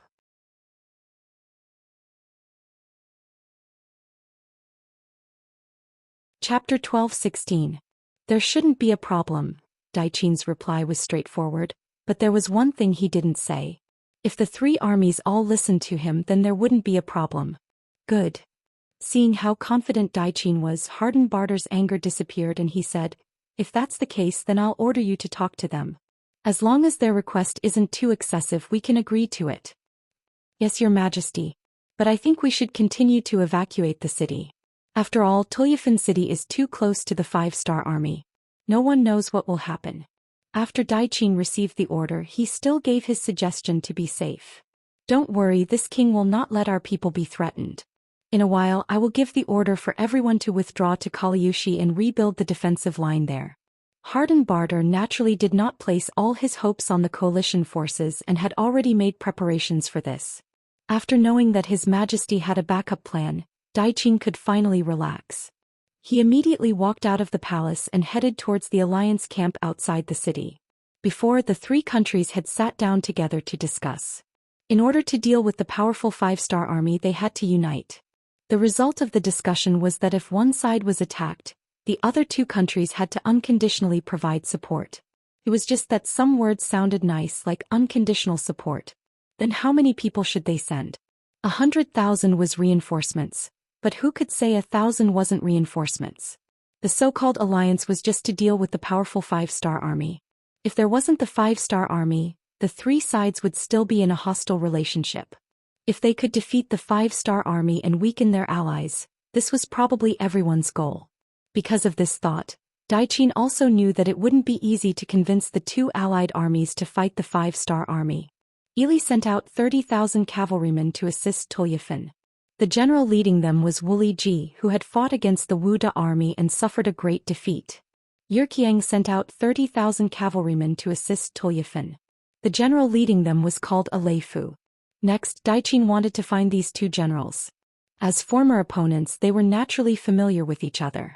Sometimes they would even work together to deal with the other side. As an acquaintance, the moment they met, Daiqin immediately stated his intentions. Generals, there's no need to say more about the current situation. The five-star army's target isn't just Turpan. They want the entire region. This time, I hope that we can work together sincerely to defeat the five-star army and protect the safety of the people of the country behind us. Both Uliji and Aleifu silently nodded their heads in response to such pleasing words. No matter what they were thinking, they had to act as if they were working together. The two of them only nodded their heads. This wasn't what General Daiqin wanted to see. Feeling the pressure, he took a deep breath and looked at the two of them again. There's a saying in the Han Dynasty that an army can't do without a leader. In order to better stop the five-star army's cavalry, I think we need to choose a commander. As long as our orders are unified, we will be able to defeat the enemy. If we fight separately, it will only create opportunities for the enemy to defeat us. This involved the power of the army. At this moment, the two generals couldn't remain silent. The skinny but spirited Aleifu was the first to speak. General Daiqin, who do you think should be the general? Daiqin, who was already prepared, said without hesitation, "Of course it is me.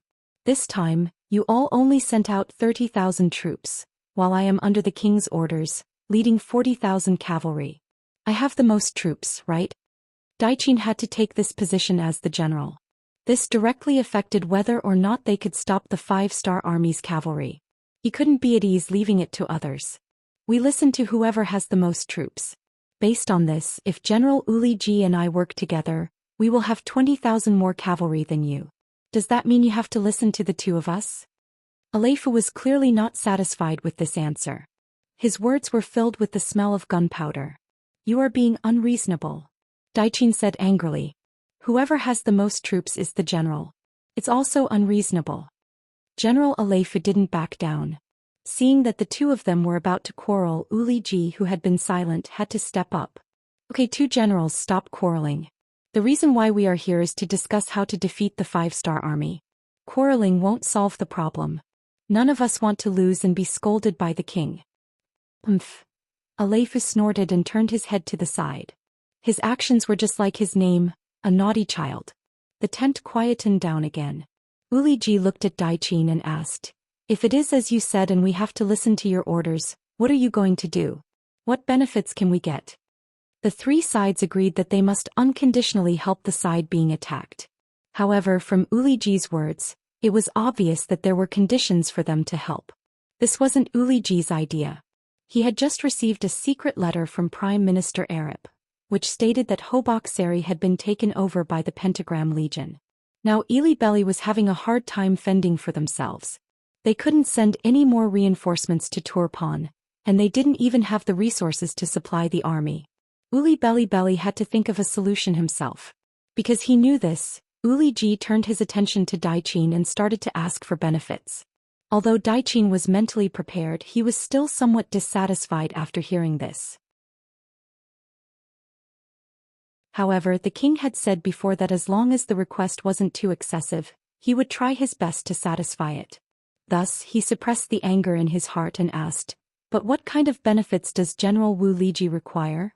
The most basic problem of food, you guys have to solve it, right? As for the war horses, you know that we came from afar and can't ask for help from the rear.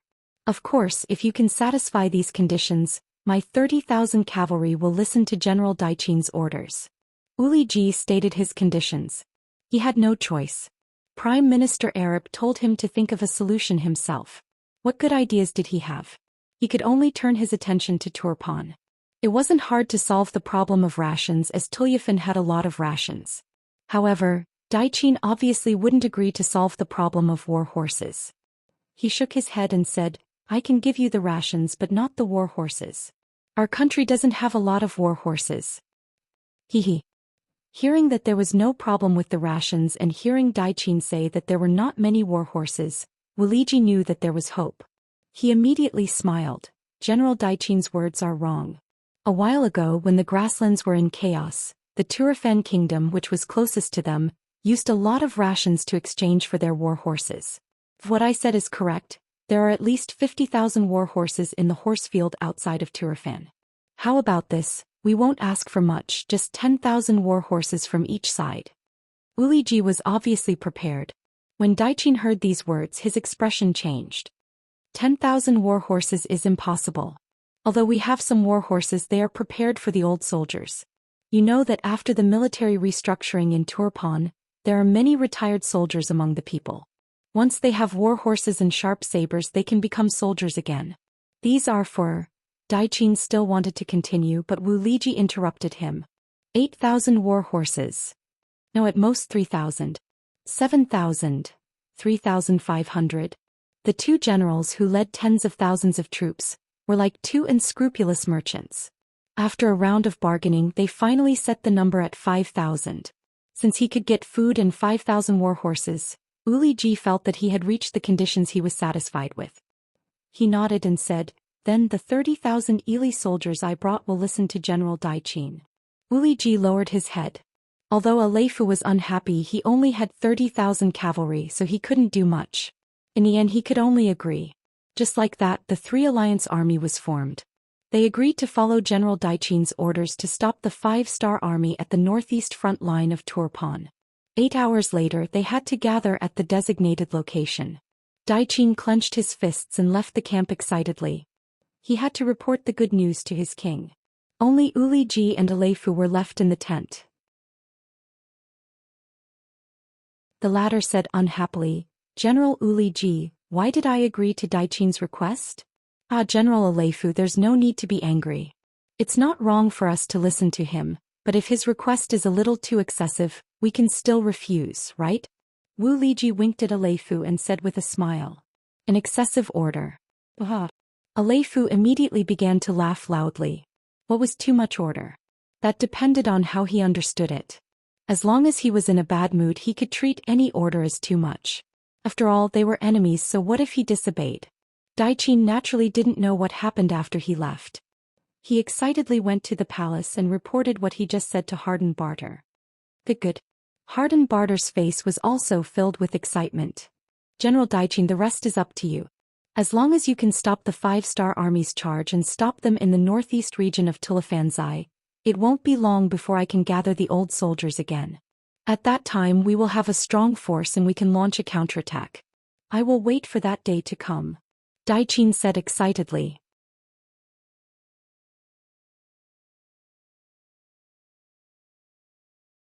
Chapter 12-17.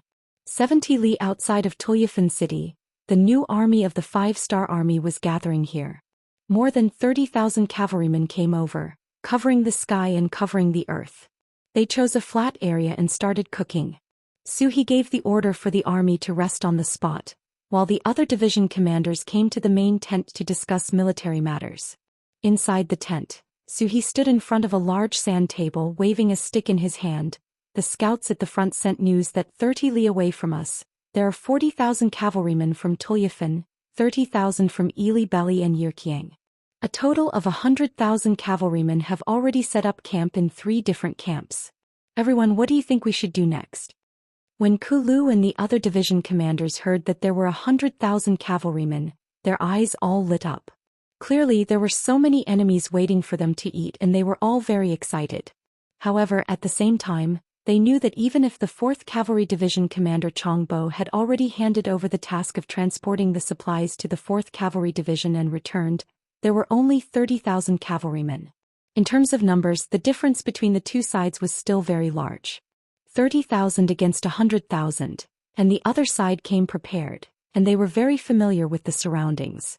No matter how they looked at it, this battle was not going to be easy. No one immediately spoke. Instead, after a moment of contemplation, the 1st Cavalry Division Commander Kulu asked, "General, where is the Liaodong Cavalry Reinforced Unit?" "To the west of us, near Tianshan." Suhi looked at Kulu with a gaze full of admiration. He had already sensed something from this sentence. To the west, the ones guarding the west of Tulyafan should be the Yurkiang Kingdom's army, right? Kulu seemed to have thought of something as he spoke. That's right. Does Commander Ku want the Liaodong Cavalry Reinforced Unit to launch a sudden attack from that direction? Suhi, who had already understood Kulu's intentions, asked with a trace of a smile on his face. The other division commanders' expressions also changed at this moment, and then they began to consider the feasibility of this plan. However, very quickly they all shook their heads lightly. It was clear that they did not think highly of this plan, nor did they have much confidence in it. In reality, everyone knew that the so-called Allied army was only formed because they had no choice but to join forces under certain circumstances. Such an army seemed to have many soldiers and generals and its momentum was great. However, they also had a fatal flaw, which was that they were not united enough. As long as they found a suitable position, they could completely open up a gap in the shortest amount of time. According to this train of thought, Commander Kulu's decision to choose one of the paths was correct. However, although the idea was good, the difficulty of implementing it was not small. Let's not talk about anything else, just how strong was the Liaodong Cavalry Regiment. Everyone was not very clear about it. In addition, they only had 5,000 men, but the Yurkiang army on the west side had 30,000 cavalry. Even if their new army could attract some of their attention, it would be difficult to repel them quickly. If they couldn't end the battle quickly, the enemy would react and they might be surrounded instead. If that was the case, they only had 30,000 cavalrymen. How could they possibly be a match for the enemy's army of 100,000? For them, the best way was naturally to wait for Yang Qindong to arrive. At that time, they would not be at a disadvantage in terms of military strength, and the chances of a large-scale counterattack would be higher. Other than Kulu, the other 3 division commanders seemed to have reached a consensus. They all shook their heads and looked at Commander Suhi. After expressing their attitude, they waited for the commander's orders. Suhi, who did not immediately make a decision, closed his eyes. How could he not know that this was a risky move? However, he did not want to rely on Yang Qindong and Bugnam of Gojoseon for everything. It was precisely because of the disparity in military strength that if he could win this battle, it would show the strength of the new army. Otherwise, if he had the advantage in military strength, it would be a matter of course for him to win the battle. However, if he made the wrong decision, the new army would face the danger of being surrounded, heavily injured, or even destroyed. He could not make up his mind for the time being. Commander, you make the decision. However, I only want to say one thing. You cannot hesitate before making a decision for a commander. Kulu also knew that Commander Suhi was in a difficult position. If it was him, he would not be able to make a decision. Therefore, he could not rush him. He could only remind him and do his duty as a division commander.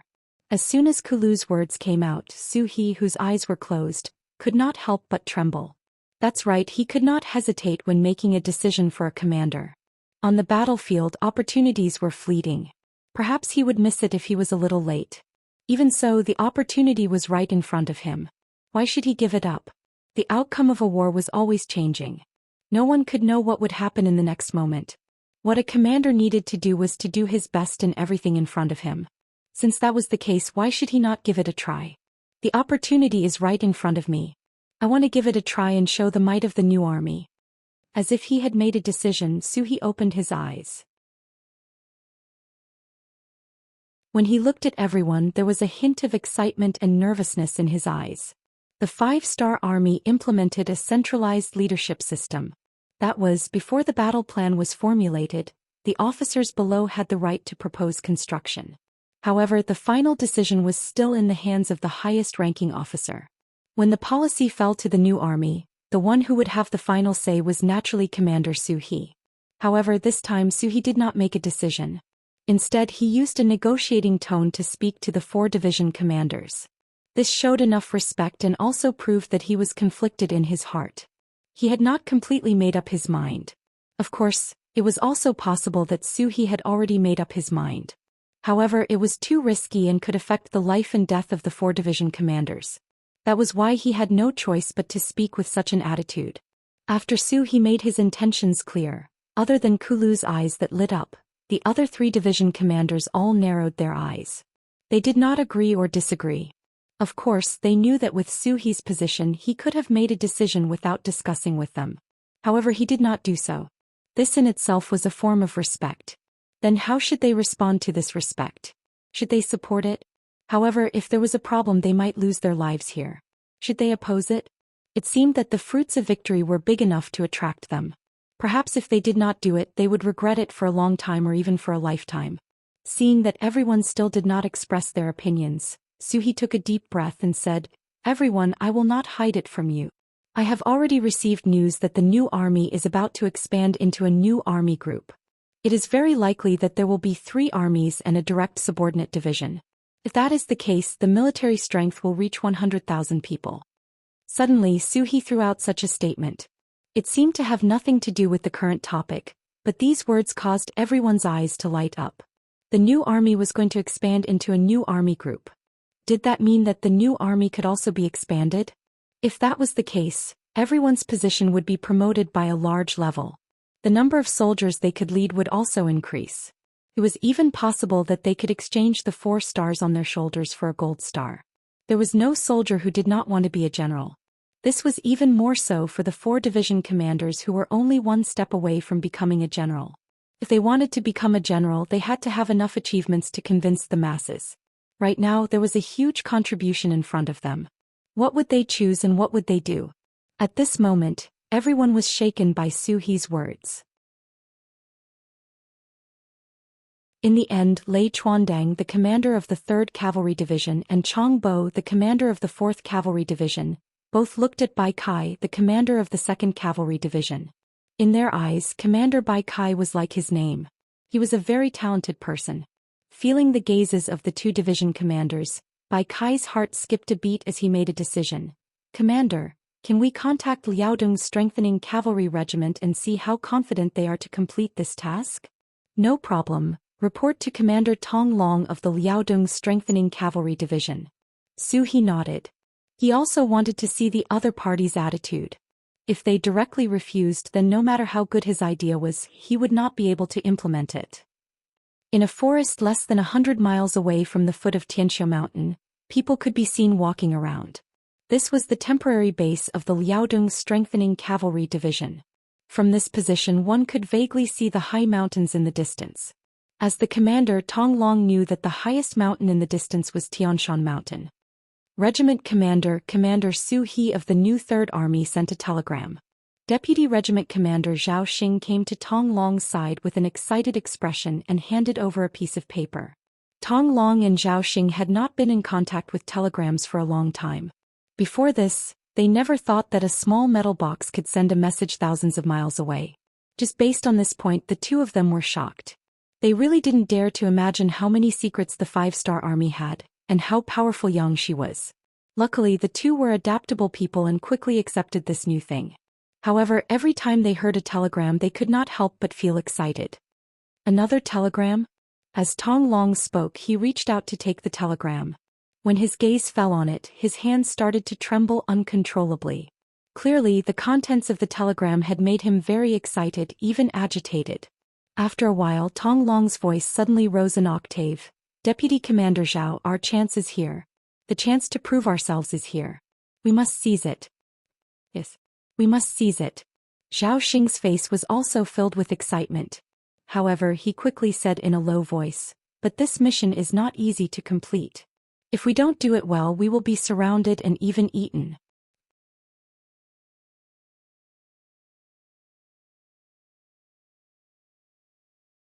Chapter 12:18.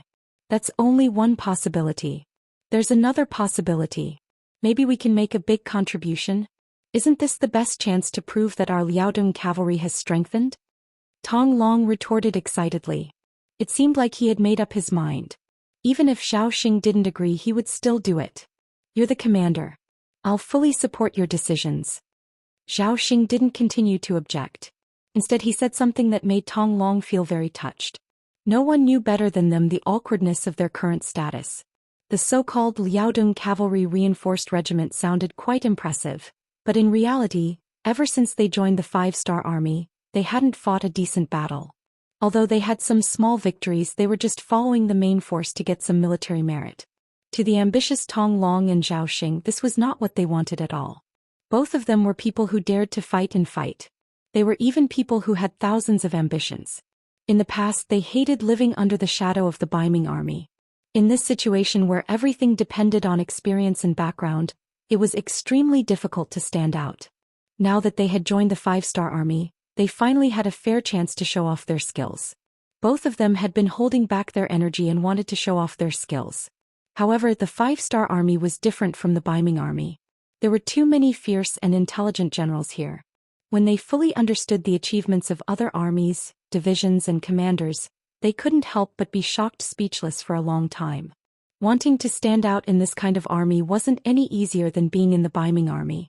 After all, the high-ranking officers of the 5-star army were all people who had killed their way through countless battlefields. Whether it was bravery or strategy, they were the best of the best. A true powerhouse would always become stronger when they met someone stronger. Tong Long and Xiaoxing were such people. In their opinion, their biggest disadvantage was that they joined the 5-star army too late. They had too few soldiers in their hands.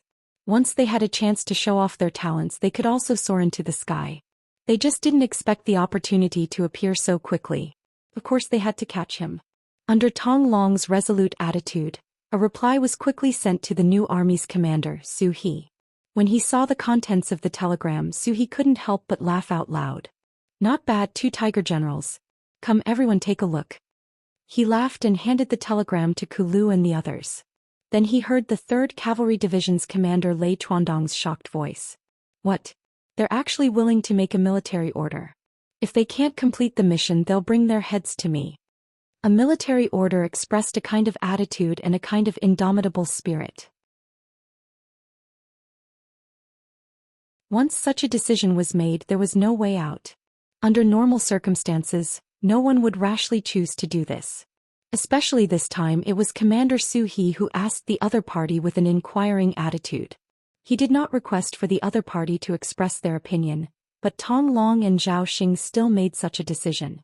This was shocking and admirable. It seems that in terms of courage, we're far inferior to these two. The 2nd Cavalry Division's commander Bai Kai sighed. When he looked at Zhou Xian, he straightened his body and said, Commander, the 2nd Cavalry Division supports this battle. Please make a decision. We also support.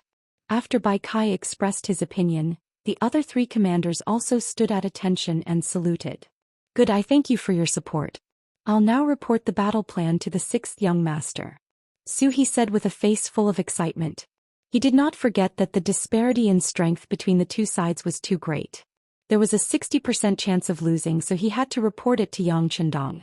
Otherwise, if something went wrong, he would not be able to bear the responsibility even if he killed him. 150 li behind the new army, Yang Chendong was leading the troops forward.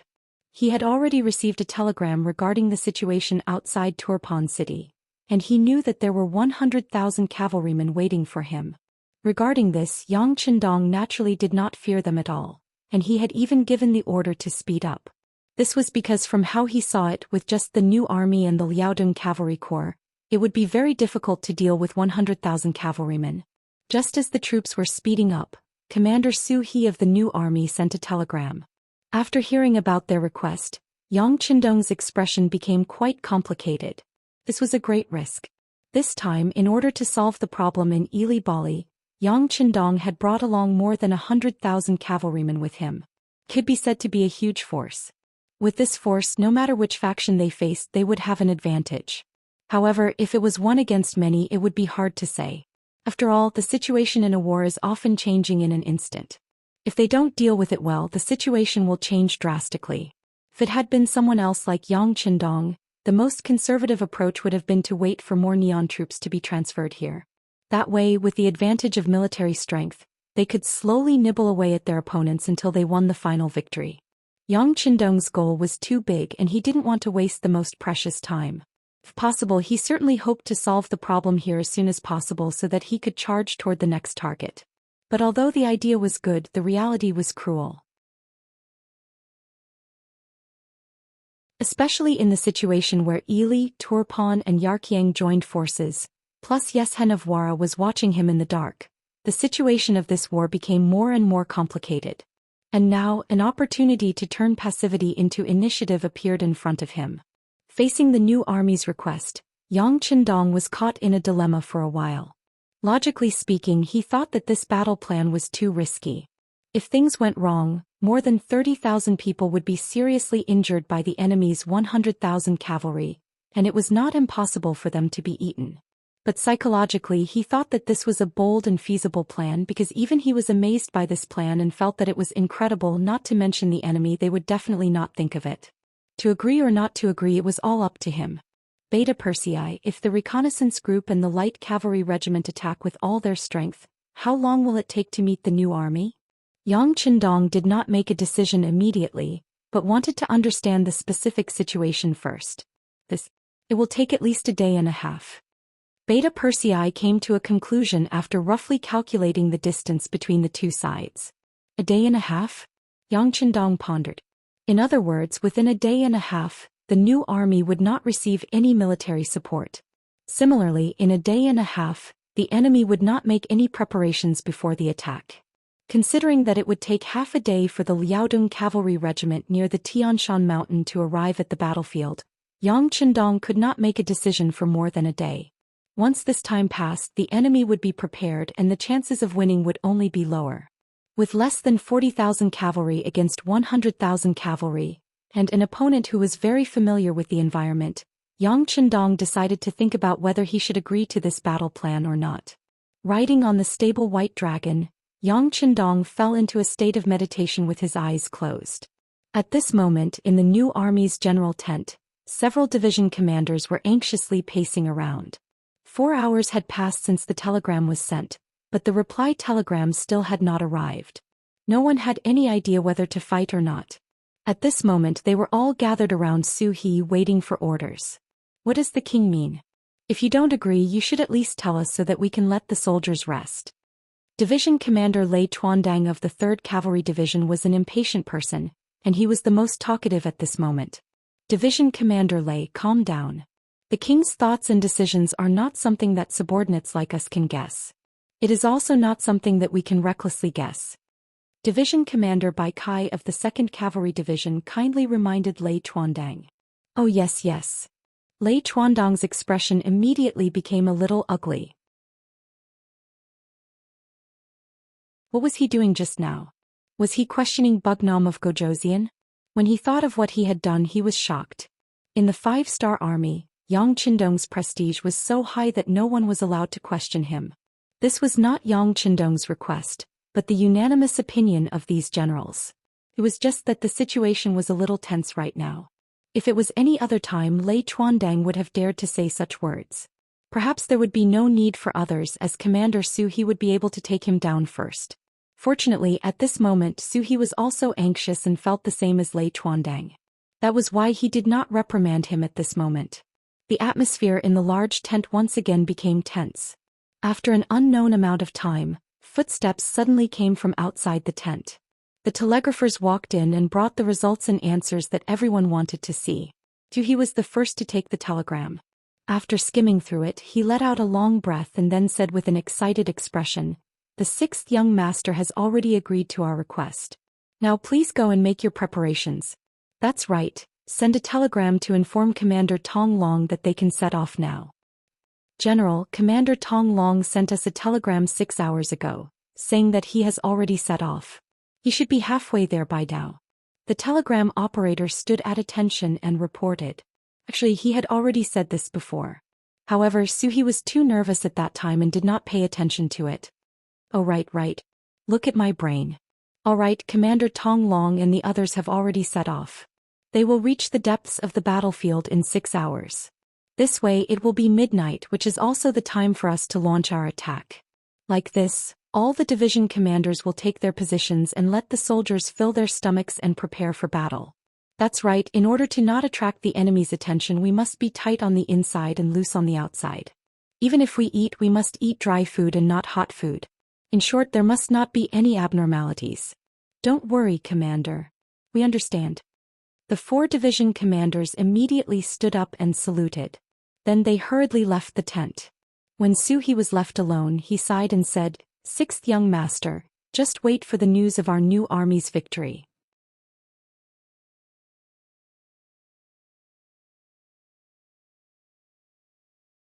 Chapter 12:19. The sky gradually darkened. After the commotion during the day, Turpan city gradually calmed down. With 100,000 cavalry in front of the city and the fact that it was late, many of the citizens who were preparing to leave decided to rest for the night.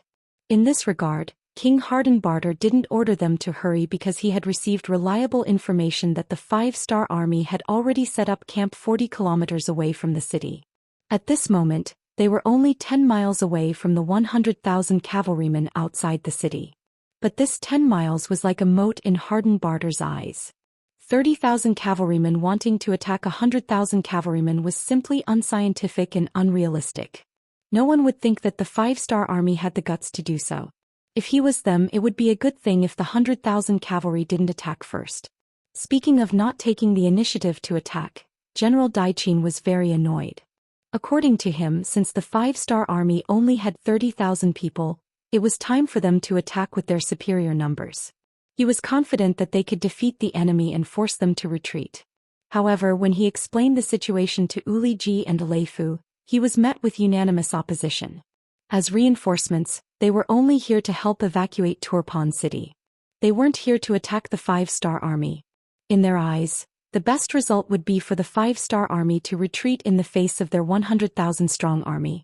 They would be able to force the enemy to retreat without shedding a drop of blood. It would be better than a chaotic battle where both sides would suffer losses. The internal disagreement caused General Daichin to lose a chance to attack first. They didn't know what kind of disaster the loss of this opportunity would bring them. Bastards, a group of short-sighted people. They will be punished sooner or later. Daichin angrily returned to his tent with a face full of anger. After getting angry, Daichin didn't have any better ideas. No matter if it was Uli Ji or Leifu, they weren't his subordinates. If the enemy attacked, it would be fine. In order to unify the command, they would listen to his orders. But now, asking them to attack was indeed a bit too much. Alright then, let's wait. When the main force of the 5-star army arrives, we'll have a huge battle. I want to see, since you're all cavalry and you're in our territory, what kind of waves can you cause? Daichin said as if he was comforting himself. After that, he asked the deputy general about the 5-star army. He heard that the 5-star army had also entered a period of quietness after nightfall. It seemed that they had also entered a period of rest like him. However, before waiting for the great battle that might happen the day after tomorrow, he also gave the order that other than the necessary guards, everyone else could also rest. Just like what Yang Chendong and Suhi thought, no one would think that they would attack at this time before the army was fully assembled. It was because of this that it had the effect of catching them off guard. At this moment in the new army's camp, all the cavalry were waiting in the dark. He was clad in armor and had a sharp scimitar in his hand. Beside him were war horses wrapped in thick cotton cloth. Even these war horses had muzzles on their mouths to prevent them from making any noise. Waiting. Silently waiting. At this moment, the 30,000 cavalry warriors of the new army only had one target, which was the enemy camp 10 miles away on the right. They were waiting for the signal of the Liaodong cavalry regiment to attack. Daichin was indeed worthy of being given such a heavy responsibility by King Hadenbar. His military skills were unquestionable. He arranged for the two armies to be 10 miles away from each other to prevent any accidents from happening. For example, if there was a sneak attack, 10 miles away would give them some time to react. But no one would have thought that the new army wasn't going to be the first to attack. The first to attack was the Liaodong cavalry regiment that came from Tianshan. A reinforced regiment only had 5,000 cavalry. This time they had the heavy responsibility of attacking the 30,000 cavalry camp. This was like hitting a rock with an egg. If possible, He didn't want to give such an order. But everything was for victory. In order to win he had to do this. I only hope that Tong Long's regiment doesn't disappoint. Also send out the order. Once the divisions and regiments notice that the enemy camp is in chaos, they must attack immediately. He looked into the distance and was worried for Tong Long's reinforced regiment. But now that the order was given, all he could do was enter the battlefield as quickly as possible to reduce the pressure on the enemy. Late at night the wind was cold. After a long journey the Liaodong cavalry finally arrived at their target. Order everyone to rest for an hour and replenish their food. Regiment Commander Tong Long let out a long breath. After rushing all the way they finally arrived. At this moment the fatigue on his body seemed to have decreased by a lot. Regiment Commander, drink some water. Zhou Xian came over and handed over a leather bag filled with water. Thank you. Tong Long took it without any hesitation. Then he gulped down a few mouthfuls of the wine and murmured, satisfied. Regiment Commander, I'll charge at the front. You just need to stay behind. Zhou Xian came with a purpose. How can I do that? Tong Long rejected without even thinking about it. Then he patted Zhou Xian's shoulder and said, I appreciate your kind intentions, but how can I change my plans so easily? But Zhou Xian tried to persuade him, but you're the regiment commander. Our Liaodong cavalry regiment can do without anyone but the regiment commander.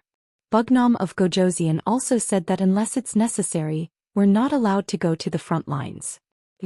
Seeing that Zhou Xian was still trying to persuade him, Tong Long patted his shoulder and said, now is a critical time. You should know how much pressure our regiment is under. Plus, in terms of martial arts you're not as good as me. You have to admit that. Tong Long was a famous general in the Liaodong region. Compared to him, Zhou Xian's skills were second-rate. His advantage was that he was smart. Now that Tong Long pointed it out, he knew that there was no point in saying more. I can agree with the regiment commander going to the front lines. But you have to be careful. If there's any danger, retreat immediately. If you're not here, our Liaodong cavalry regiment doesn't need to exist anymore. Don't worry, I know what I'm doing. Tong Long laughed. But no matter how you looked at it, it didn't look like he knew what he was doing. Zhou Xian could only sigh and walk towards the soldiers beside the regiment commander. Since he couldn't order the regiment commander, he could only think of a way from these soldiers. The Yirqiang tribe on the left side of the camp near Tianshan was very quiet. Compared to Daiqin's anger, Aleifu was in a good mood. He hummed a tune and went to sleep early. In his dream he saw himself leading an army to defeat the 5-star army. He was leading 30,000 cavalrymen to charge forward with a momentum that could topple mountains and overturn seas. The war drums were beating and the battle cries were shaking the heavens. It was truly a lively scene. General. Just as he was having a beautiful dream, he suddenly felt a large hand pushing him. This made Aleifu a little unhappy and he suddenly opened his eyes. At this moment he realized that he was lying on a bed. At this moment he also realized that it was just a dream. It was just a dream. Just as Aleifu was about to let out a sigh of relief, he suddenly revealed a shocked expression. Now if it was a dream, then why was it so clear? Now that he had opened his eyes, why was there still the sound of iron hooves? What was going on? Before Aleifu could ask, the soldier that woke him up said, General, enemy attack, enemy attack. The deputy general has already led the troops over. What? Enemy attack? Aleifu immediately sat up from the bed. At first he was confused. After a few breaths he reacted and asked, how could it be an enemy attack? The 5-star army only has 30,000 cavalry. Would they dare to attack us? Also, the Turpan cavalry is in the middle of the army. Shouldn't they be the closest to the 5-star army? Did they already retreat? It was because his tent was right next to the Turpan cavalry camp. If the 5-star army wanted to charge over, they would have to pass through that barrier first. Aleifu was caught off guard, and now that he heard that there was an enemy attack, he naturally felt helpless. No, General. The 5-star army isn't the 5-star army from the front. They came from Tianshan. The bodyguard didn't know how to explain. He could only tell what he knew and what he saw. Not the 5-star army from the front. Could it be the main force of the 5-star army is here? Alright, how many people are there? Aleifu thought of a terrifying possibility. The sky is too dark. It's impossible to see. There seems to be a lot of people. They came from all directions and their battle cries shook the sky. Because of the sky, visibility was limited. The soldier didn't know the details and could only answer based on his own guesses. When he heard that there were a lot of people, Aleifu's face became very ugly. If both sides were to fight head-on, he wouldn't be afraid of anyone. But now that he wasn't on guard at all, he didn't know how much fighting strength the army could bring out. The soldier was still waiting for the general's orders. No one knew how bad the situation outside was. Perhaps if they delayed for a second they would lose a lot more men. Looking at the general, he seemed to be in a hopeless situation. The soldier suggested, "General, we can ask the Turpan army for help. This time we are here to help them. They have the duty and responsibility to help us." You're tuning in to the Zhou Xian's Legacy YouTube channel. Don't forget to subscribe and join us on this journey to catch the most captivating stories.